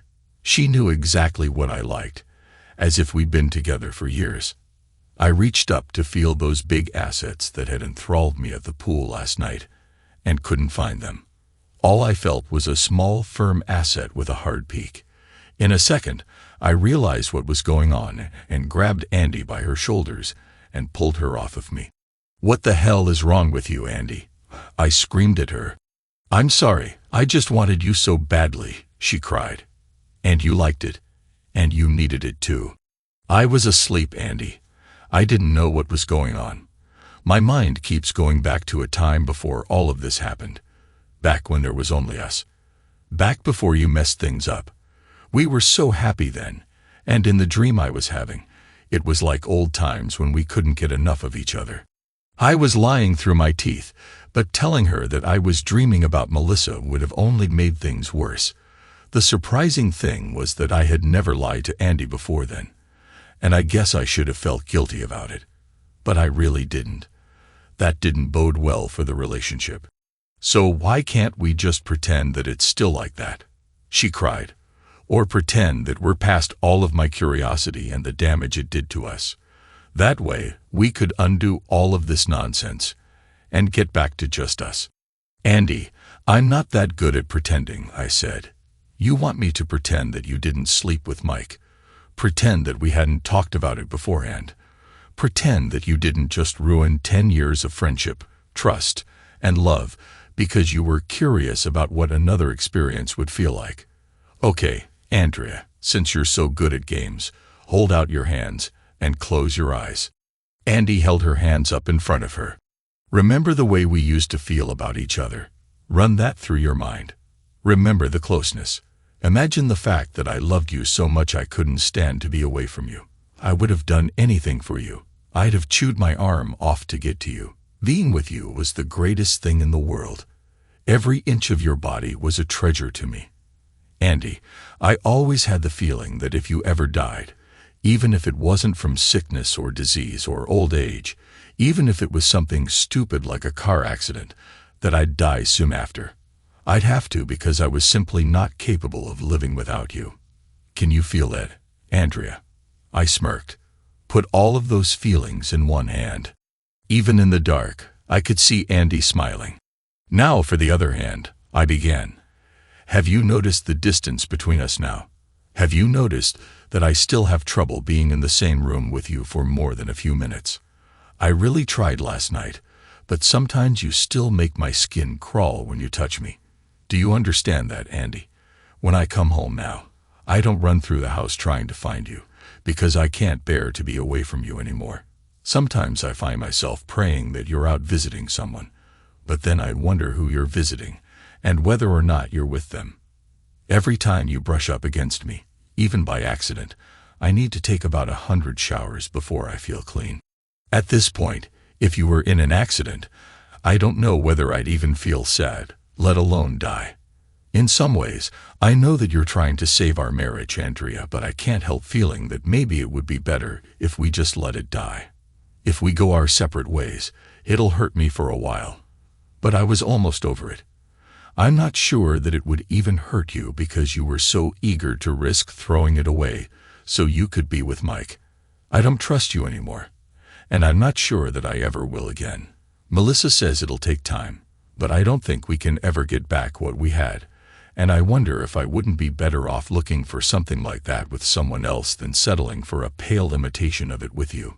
In short, we're like a broken glass, Andrea. All of the water is flowing out of the hole. Only it's not water flowing out, it's my love for you. Unless we find some way to plug the leak, it's all going to be gone. Andy's smile had now faded, and she was crying again. Compare those two sets of feelings, Andy, I snapped. Which one do you like better? The first one, she said quietly. That's what I want back so badly. I'd do anything to have that back. And despite what you think, we're going to get it. It may take a little time and a lot of work, but I promise you, when this is all done, we'll be back there. And we'll be stronger. Something in what she just said set my alarm bells off, but I didn't pay them any attention. So, Andrea, think about that second hand. The way things are now feels like. I said. I don't want to, she said. I don't like it. I hate it. But you need to really run it through your mind, Andy. It's really important for us for you to know that, I said seriously.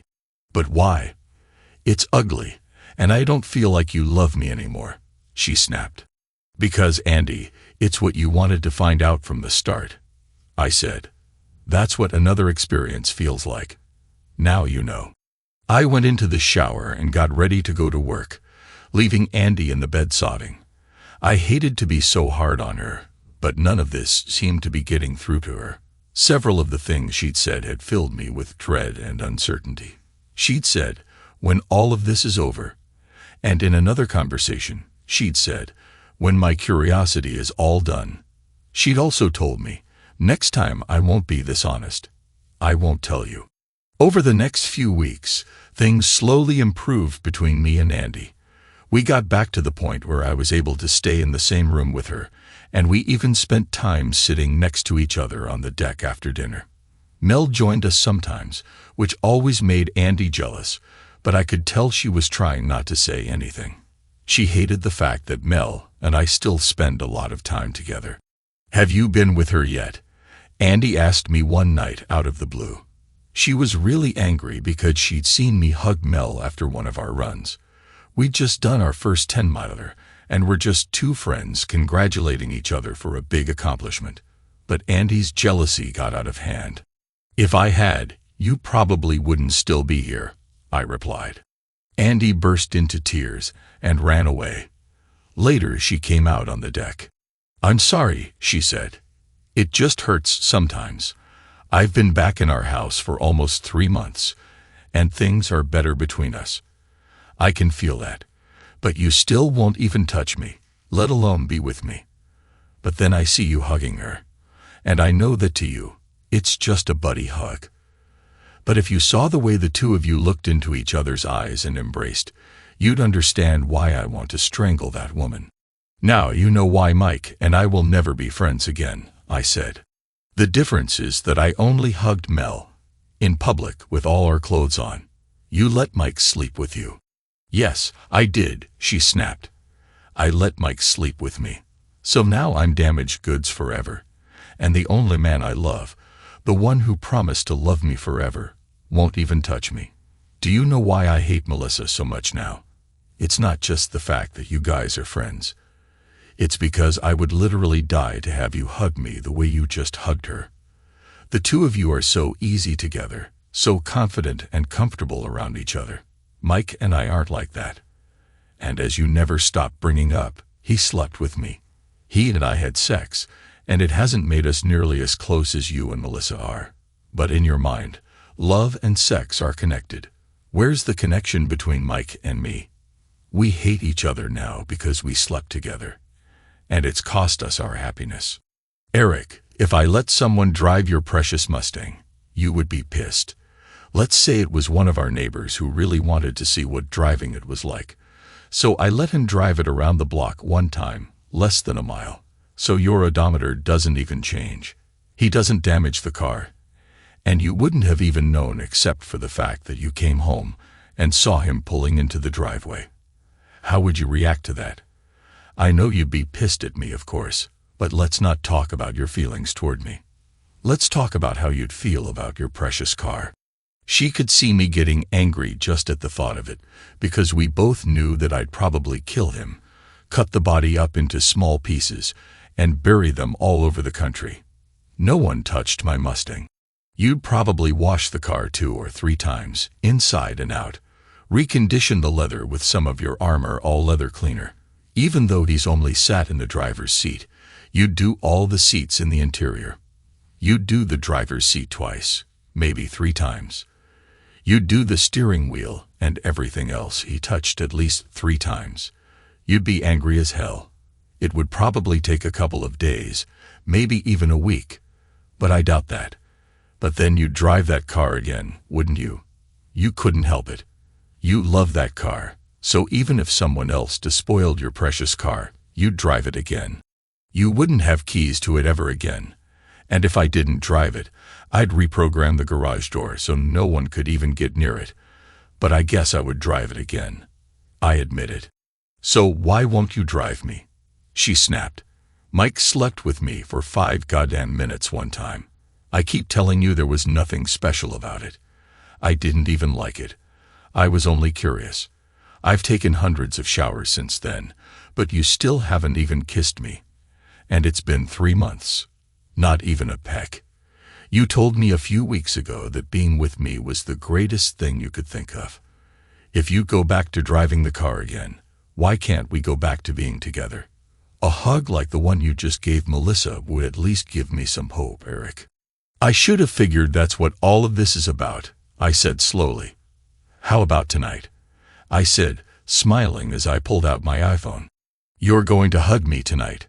She asked hopefully. I thought you wanted to be driven, I smiled. I thought you wanted to be with me. I do, she said, so excited she was bouncing up and down. It's for you, I said, handing her my phone. When she heard Mike's voice over the phone, her whole face turned red, and she flung it as hard as she could. That's how I lost that iPhone. The end of the summer was coming up, and Andy and I decided to throw a party. Just a few friends and neighbors and some family members. Melissa was invited, which made Andy really pissed. But Mike wasn't, which made me really happy. Her parents, siblings, and their spouses were coming. We were very busy planning it and buying food and supplies for the party when it happened. Mel and I had just come back from a run. I was watching her as she went into the house to shower when I noticed Mike jump over the fence into my yard. Andy had told me that she would be out for a while doing some shopping for the party, so I knew she wasn't home. What the hell was that moron doing, going into my yard when neither Andy nor I was home? I followed him, and I swear to God, I thought that he was trying to steal something from me or borrow one of my tools without asking, because he knew that I'd never loan him anything ever again. Mike didn't stop in my yard. He hopped the fence into George and Sandy Cooper's yard. I waited for a few minutes and followed him. He walked right into their house without knocking. I pulled out my new iPhone 4. I got it to replace the iPhone 3GS that Andy had thrown. I crept up to the window. I was sure that Mike was sleeping with Sandy Cooper now, and the video would help Mel get rid of her cheating husband for good. Sandy Cooper wasn't home, but George was, and he and two other guys were with Andy at the same time. "Last time you wanted to try double penetration," said George. "This time you're getting 3 at a time. That should take care of your curiosity." 3 or 4. "I'm next," said Mike. "No, Mike, I already slept with you once. You weren't any good, and you messed up my marriage," said Andy. "I almost lost Eric because of you." "Andy, I just wanted to see if I could make you scream the way that he does. I almost lost Melissa too. She hasn't been with me since then." "At least you get to be with someone," said Mike. "It isn't the same," snapped Andy. "I just wanted to try the group thing out of curiosity. I really don't feel anything, except for a lot of rubbing and thrusting. These guys can't make it work either. No matter how hard they pound me with their tools, it isn't doing anything. There must be something to Eric's theory about love and being together. But Andy, if you don't let me be with you, I'll tell Eric you did this, and at least then he might forgive me and talk to Mel for me. I only slept with you once. This is George's 3rd time, and the 2nd time you've done more than one guy," said Mike. "This is never going to happen again. My curiosity is all settled," said Andy. "After tonight, no one but Eric will ever touch me. So if that's what it takes to shut you up, I'll let you do it for 5 more minutes. Unlike these guys, you won't even need a condom since you only shoot blanks." I didn't stay long enough to see Mike get his turn. God damn it. I thought I was all cried out over Andy, but I wasn't. I ran into the house and started packing everything that I needed. I was loading my suitcase into the Mustang when Melissa came out of her house. "Eric, what's wrong?" she asked. I gave her the phone and hit the play button. "Eric, I'm so sorry," she said. She was crying too, and I could tell she meant it. "Where are you taking her this time?" "Back to her parents' house." "No, Mel. I'm leaving this time. There's no way back from this one. I just need to get away while I start hiding my assets to limit my exposure in the divorce. Believe it or not, I'll probably miss you more than I'll miss the cheating 304, I said. "No, you won't. Don't say things that aren't true," she said. "Wait a minute, I need to get something." Mel ran into her house and came back with a suitcase. She threw it in the trunk next to mine and said, "Let's go." I looked at her in shock. "I told you a long time ago. I was getting rid of Mike. This is as good a time as any," she said. "Unless you don't want me to come with you." I hadn't given any thought to where I'd go. So we drove around for a while and ended up eating at the lake as it started to get dark, and we still hadn't made any plans. I told Mel that we'd have to check into a motel. I saw the first of those awful romantic couples come strolling along the waterfront. I was so enraged that I grabbed my supersized soda and heaved it at them. It would have hit them too if Mel hadn't grabbed my arm and made the throw go off target. As soon as we got back in the car, My phone started ringing. I saw that it was Andy and let it go to voicemail. We drove to the nearest hotel we could find. It turned out to be the Summit Inn. A little pricey, but at least we wouldn't have to worry about anything weird. I'd seen enough of that on my phone tonight to last me a lifetime. Which really was funny because I'd always thought I was going to spend my lifetime with the person on my phone. Mel and I stepped up to the desk and put our suitcases down. A few seconds later, a gangly old man got behind the desk. "Gee, mister, your wife sure is pretty," he said. I looked at him strangely and said, "My wife is a cheating blonde. She's the ugliest person I can think of because of it." "Her hair isn't blonde," he said, puzzled. Suddenly, I realized he was talking about Mel. I smiled and said, "Yeah, you're right. She really is pretty.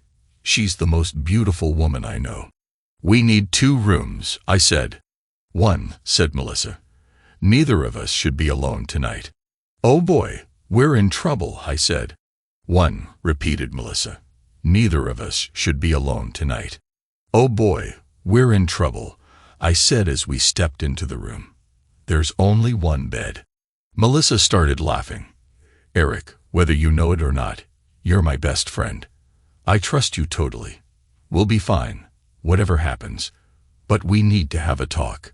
I didn't know whether to run out of the room or not. Whenever a woman says, "We need to have a talk," it's always serious. Before we got started with our talk, Melissa's phone rang. "I'm curious about what that jerk has to say," she said. "To tell you the truth, I didn't think he'd even notice that I was gone." "Oh boy," she said suddenly. "What?" I asked. "Wrong jerk," she replied. She put the phone on speaker and held her finger up to her lips, meaning for me to listen, but not to say anything. I nodded my head. "Hello, Andrea," said Melissa. "Melissa, I hate to bother you, but can you come over here? I really need someone to talk to right now," said Andy. "Andrea, I'm not at home right now. I'm back at work, so I can't come over. Can it wait until tomorrow?" said Melissa, smiling. "Besides, you and I are not exactly friends, so are you sure I'm the person you should be talking to?" "Mel, I'm really sorry for what I did to you with Mike. I'd do anything to make it up to you. I'll give you anything you want, just name it. You are the person I need to talk to more than anyone else," said Andy. "Why is that?" Melissa asked. "Because you know more than I do right now about what Eric is thinking or where he might be going." "Melissa, Eric just ran off. I don't know where he is or when he'll be back. Last time we fought and he threw me out, there was a reason for it. As you know, I had done something awful. But this time, I don't have a clue why he'd just leave me," whined Andy. Melissa and I were trying our best not to laugh. "We've been slowly getting closer again," Andy said sadly. "It's been really hard for me. But I'm trying my best because I love him so much. We're even planning a party together for the day after tomorrow. I went out to do some shopping while you guys had your run. I spoke to Mike, and he said you and Eric went running as usual. Mike is really jealous of that, you know. Anyway, he said he heard you coming back into the house, so he knew you guys came home. I guess that's when you went back to work." "Where did Eric go?" she whined. "Andrea, it's only 9:30. Maybe he just went out for a drive. When you and my a-hole of a husband were planning your little fest, Eric went out and drove his car every night. Remember, that always seemed so stupid to me," said Mel. "Why? He likes to drive that car. I used to think that after me, that car was his favorite thing on this earth. Right now, I'm pretty sure that car is ahead of me," said Andy. "I wasn't saying it was stupid for him to go out and drive the car, Andy. I was saying that you were stupid," said Mel. "Eric is a really great guy. He loves you so much. Do you know how lucky you are? Most women would die to have someone treat them like he treats you. When we used to be friends, you told me all the time about how great you were together. Why would you risk that to screw around with my lazy husband?" "That's what's stupid," said Mel. "Lately, I've been wishing I was you," said Andy. "I've been wishing I was you," she repeated. I got really jealous a few weeks ago after listening to him talking about how great you are. I saw him hug you, and I just wanted to kill you, Melissa. I'll never let anyone come between us. Anyway, I did something really stupid and I regret it, but I'll have to handle that later. I hope you're right. His car is gone, so maybe he did just go for a drive. If you hear from him, please let me know. Told you, said Melissa, hanging up the phone. That a hole doesn't even know or care that I'm gone. At least Andrea is worried sick about you. My own husband doesn't give a flying idea about where I am, or even if I'm coming home. I hugged Melissa to comfort her. After a few minutes, she was okay.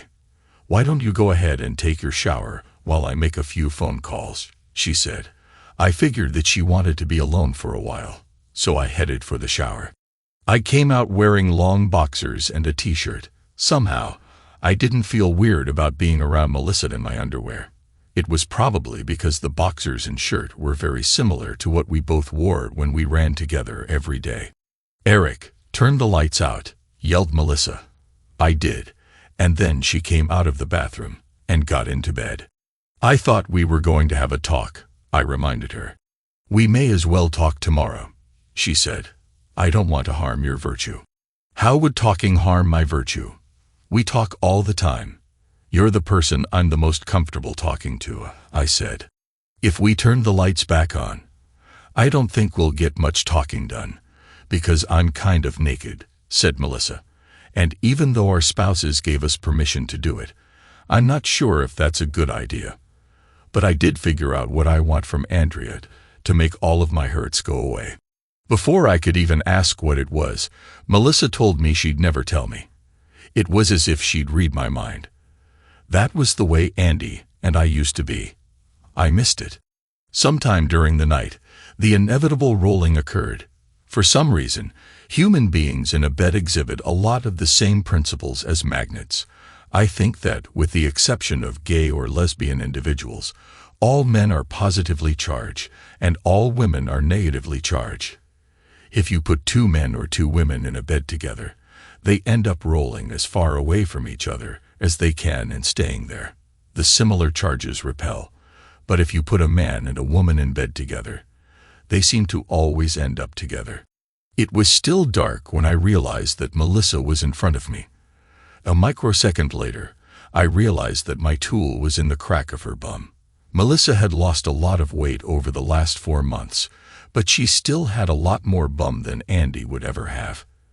Andy had that tight little bikini bum that most men claim to like. Andy's bum was also hard as a rock. Melissa's, on the other hand, was soft and pliable, and my tool was getting harder by the second and pushing its way further into it. I couldn't risk any sudden moves because I didn't want her to think I was trying something. Another microsecond went by before I realized that my tool wasn't the only thing wandering. My arm was lying across Mel's shoulder, and my hand was on one of those large, soft jugs. I don't think I'd ever felt anything so soft and warm in my entire life. That realization only served to enlarge my tool more. Then I realized that Melissa's hand was on top of mine, pressing it onto her jug. It wasn't my tool pressing into Mel's bum. She was pushing it against me. Sorry, she said, moving her hand off of mine. I couldn't help it. I've wanted you for so long, but I didn't want it to be like this. Like what? I asked. I didn't want you to just screw me as some kind of revenge reaction to get back at Mike and Andy. I didn't want to take advantage of you because you were vulnerable, or because you're devastated over finding out that the woman you love is a sociopathic round-heeled 304 who'd probably screw a snake to satisfy her curiosity. Especially when the thing she's looking for, she had from the beginning, she said. Melissa, shut the hell up, I snapped. You're totally wrong. I know it's still hard for you to hear bad things about Andy, Eric, but she's not good for you anymore, said Melissa.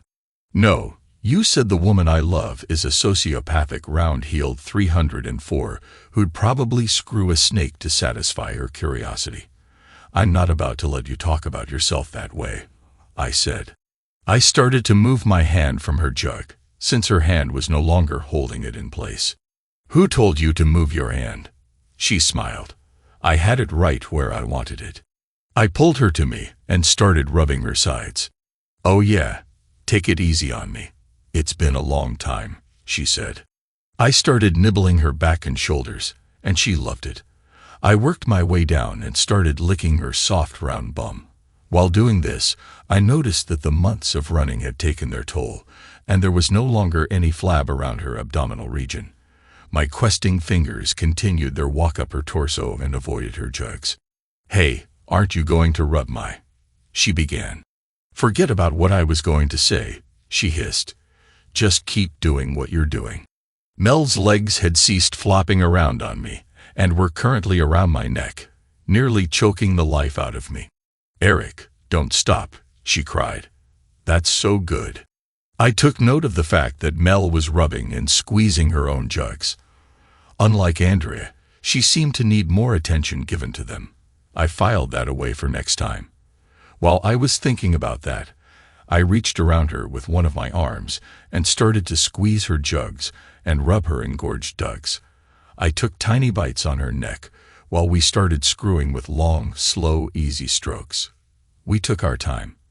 I don't think either of us was even remotely interested in anything like what we'd seen on my phone. This wasn't about getting off.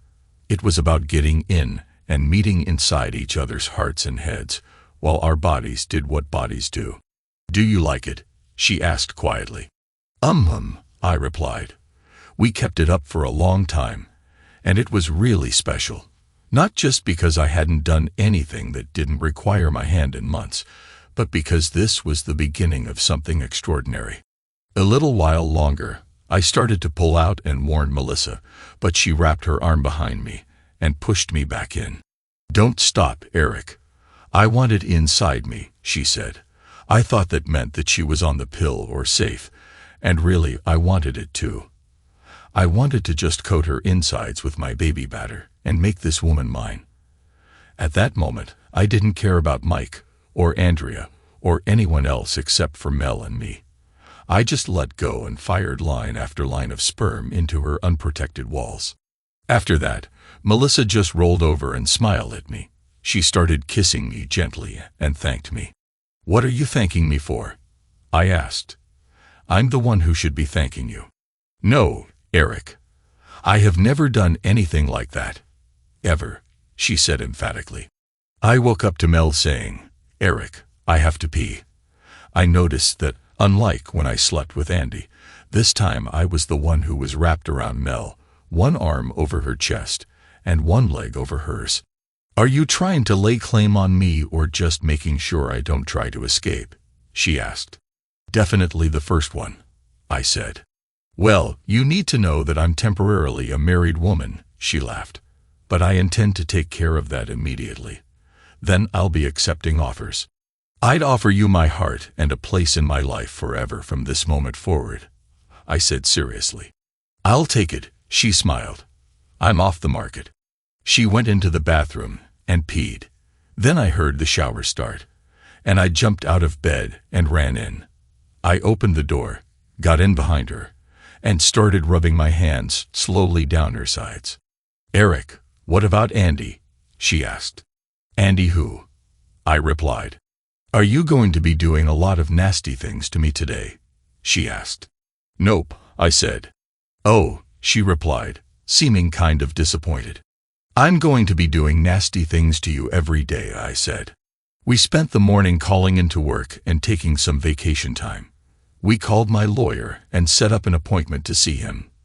Then we spent the rest of the day in bed doing those aforementioned nasty things. Sometime that afternoon, I was going to call room service and remembered my phone. My voicemail was full, and I had over 50 texts from Andy. Melissa had a couple of calls from Mike and at least 10 from Andy. We couldn't stay at the hotel for too long, but during the day, I'd had an idea. Mel and I could move into the underground house. I got the power and utilities turned on, and we spent the rest of the day shopping for things we'd need and moved in that evening. "Which bedroom are you taking?" asked Mel. "I'd hope to be in the one with you in it," I said. "Smart man," said Mel. We spent the evening making plans. We had 2 divorces to begin and other things to do. We decided to confront our cheating spouses at the party that Andy and I were supposed to be having. Since she would obviously cancel the party, we started making a few calls to make sure the people we needed would be there. I had a few plans to make for myself. I had a friend who'd bought one of those decommissioned squad cars at a police auction. He'd never been able to drive it on the street because he hadn't gotten around to getting the local PD's colors and badges off of it. I also had a couple of friends who owed me a favor and were willing to do anything to get rid of that debt. At 7 p.m., guests started arriving at my house. Fortunately, Andy's parents were the first to arrive. "Mom, Dad, I had to cancel the party tonight," said Andy. She'd been crying and didn't look well. "I know," said her mom. "But Eric called and said we should probably all talk after the party. So we're here. Please tell me that you didn't sleep with another guy while you were barely avoiding a divorce from the first time, Andrea. You couldn't have been that stupid, could you?" Andy just looked away from her mother. Sandy Cooper was next to arrive, but George wasn't with her. "He was on his way, though," she said. Andy found out that Eric had invited the Coopers as well. She wondered why. Mike showed up a few minutes later with a confused look on his face. He looked around and finally asked Andy where Melissa was. Sally Stevens and her husband Kurt, along with Andy's brother and his wife, were the next to arrive. Tom and Esther Jenkins had called and said they'd be late. Esther wanted to come badly, but Tom seemed to be dragging his feet. There was also another couple whom no one seemed to recognize that claimed to have been invited by Eric, but they didn't arrive until nearly 8 o'clock. Sandy couldn't figure out where George was or what was taking him so long to arrive. George was in hell. At 7 o'clock, when Sandy was pulling up in Eric and Andy's driveway, a police car had pulled George over. They made him get out of his car and handcuffed him with his hands behind his back. Then they put him in the back of the squad car and drove around asking him questions. George was sure it was a case of mistaken identity. George couldn't see his watch with his hands behind his back, but he could see that it was beginning to get dark. He knew that Sandy would worry. He asked if he could call his wife. The officers told him that he'd get his phone call after he was booked and charged. He hadn't been arrested yet, only detained. So sit tight. George looked at the clock on the squad car's dashboard and saw that it was nearly 8:15. He had sworn that he'd only been in the car for 20 minutes or so. What George didn't realize was that every time he looked away, the officers moved the dashboard clock ahead 15 minutes. Finally, they drove out to a deserted area and waited.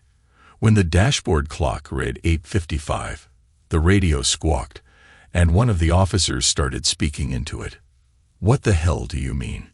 You caught him?" screamed the officer. "We've got the scum sucker right here in the back of our squad car." George wondered what was going on. "Okay, buddy, you were right. It's a case of mistaken identity. Sorry to interrupt your night." As the officer uncuffed George, he seemed to be taking a long time to get the cuffs off. Actually, he was resetting George's watch to match the time, 9:05, on the squad car's dashboard. "You're free to go, sir," said the officer. "What do you mean I'm free to go?" said George. "You've driven me way out of my neighborhood and held me for 2 hours, and now you're just going to leave me here." "Sorry, sir.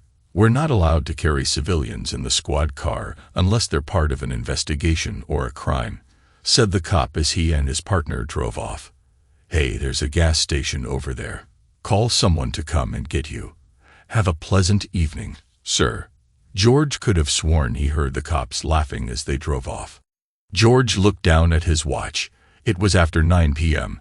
As George started walking towards the gas station, a guy in a mask stepped out from behind a boarded-up shop. He started walking towards George. "Hey, buddy, I don't have any money or even my wallet," said George. The man didn't talk. He just walked up to George and, without saying a word, punched George in the face so hard that George was stunned. He staggered back and tried to put his hands up while he waited for his equilibrium to stabilize. "What the hell?" said George. The man just punched George again, even harder. George tried to talk, but his jaw hurt.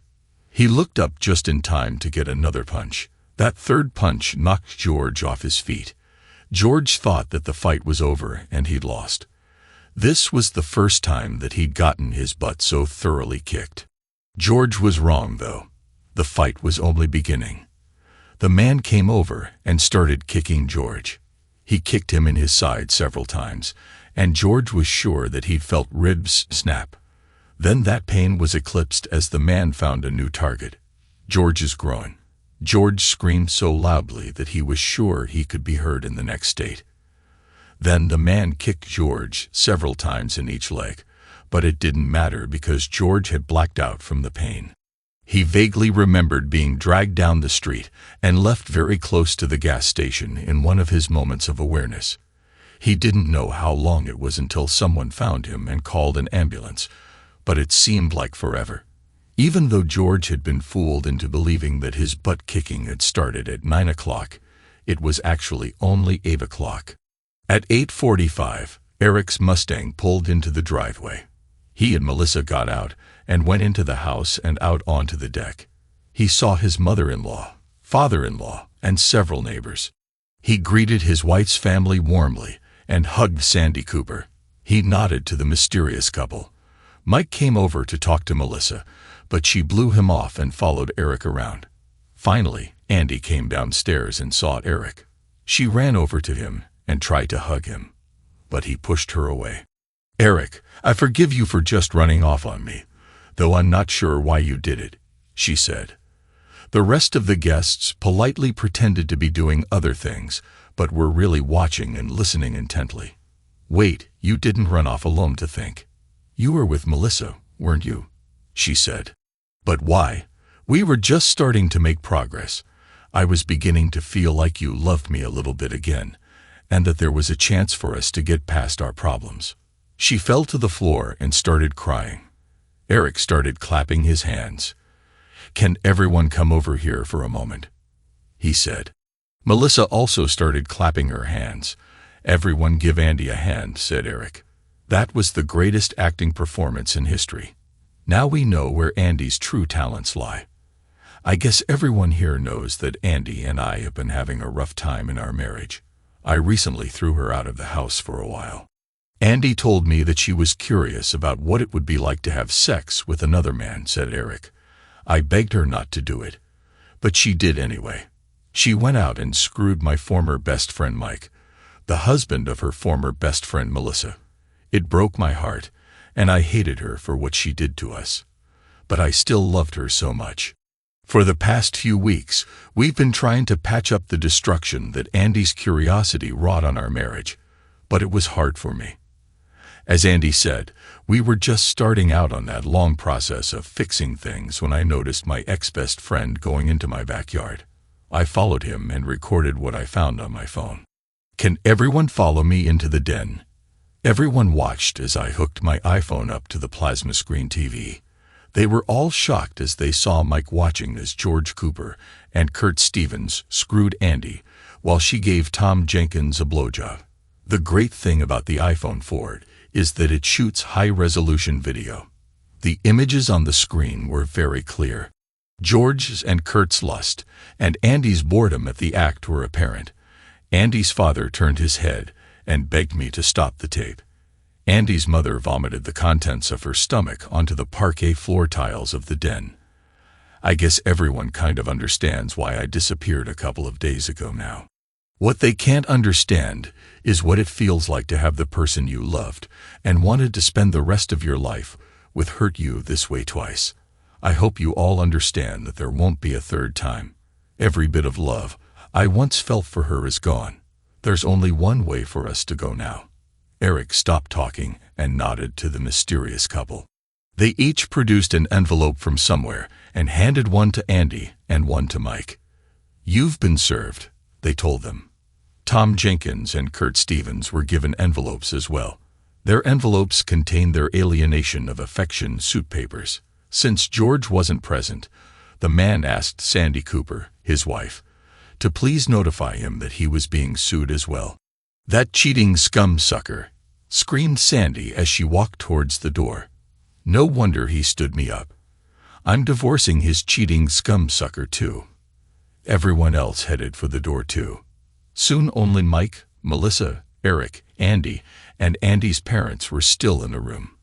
"Eric, it's over. It won't ever happen again," cried Andy. "You're right about that," said Eric sadly. "Where are you going?" screamed Andy. "We have to talk about this. It can still work. I still love you.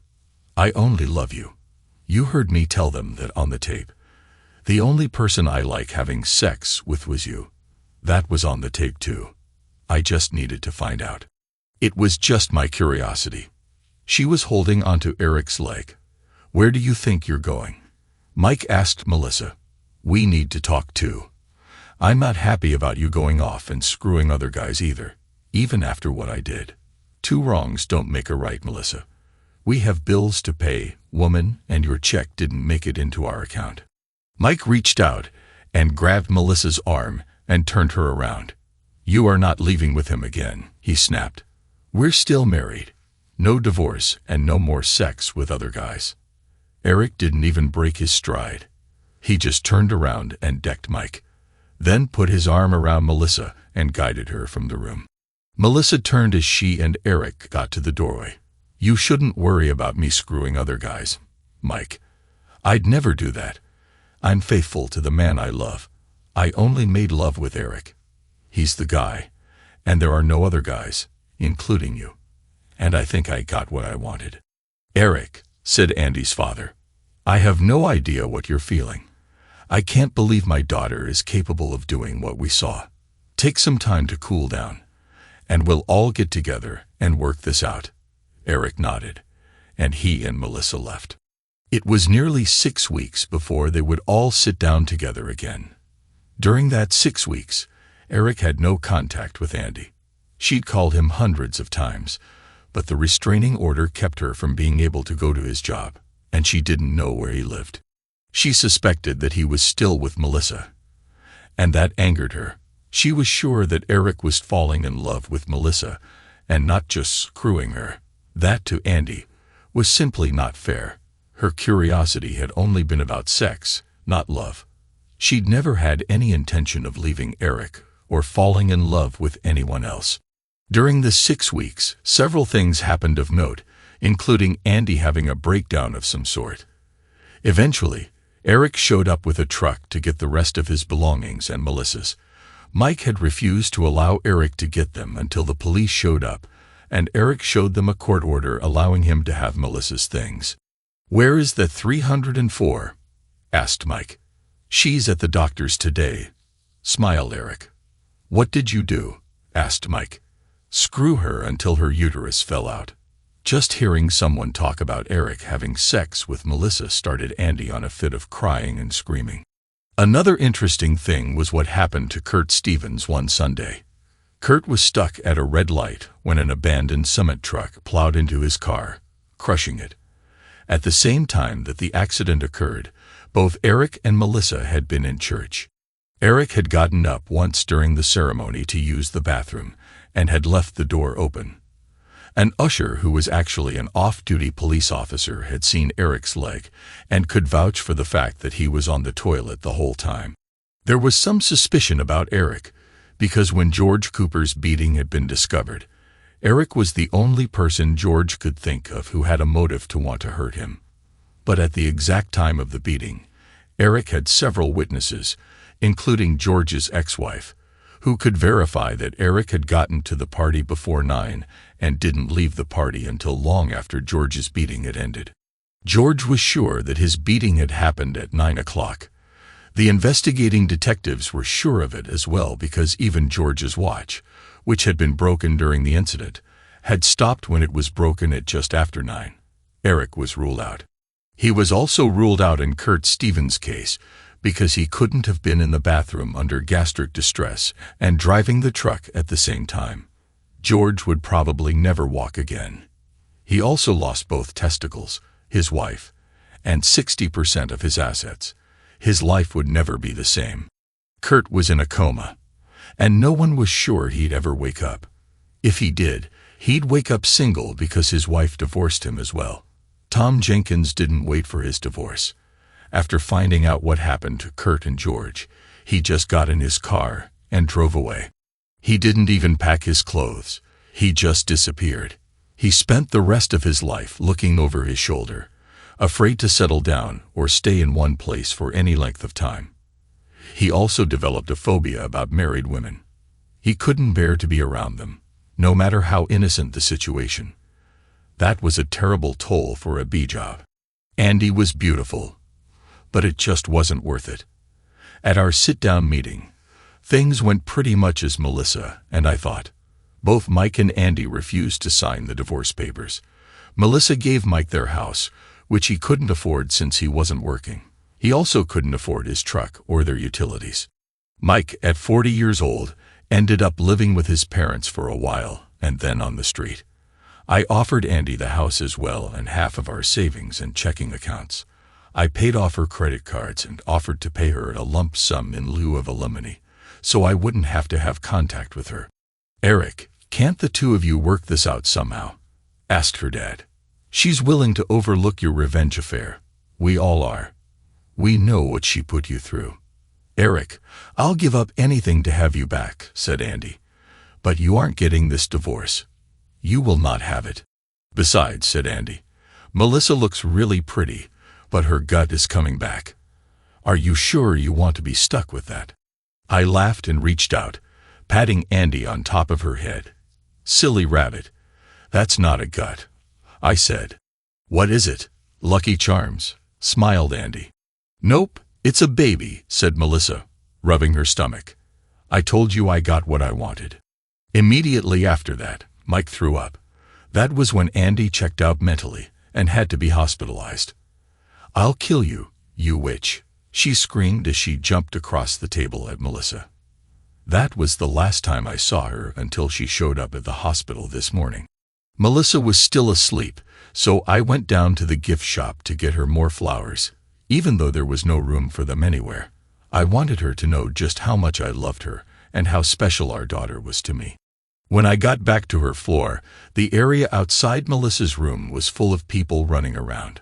I saw at least 5 security people and several real police officers. After a few moments, I saw them taking Andy away in handcuffs. Later, I found out that Andy had gone into Melissa's room, supposedly to drop off a card. The ever-watchful nurses had seen Andy on their video monitor, trying to suffocate Melissa while she slept. 2 of the nurses had gone into the room and pulled her off of Melissa, while another called security. Andy ended up back in the mental institution for who knows how long. We do know that she will be there for at least 10 years. That's the good news. That crazy witch and her curiosity will be away from us for a long time.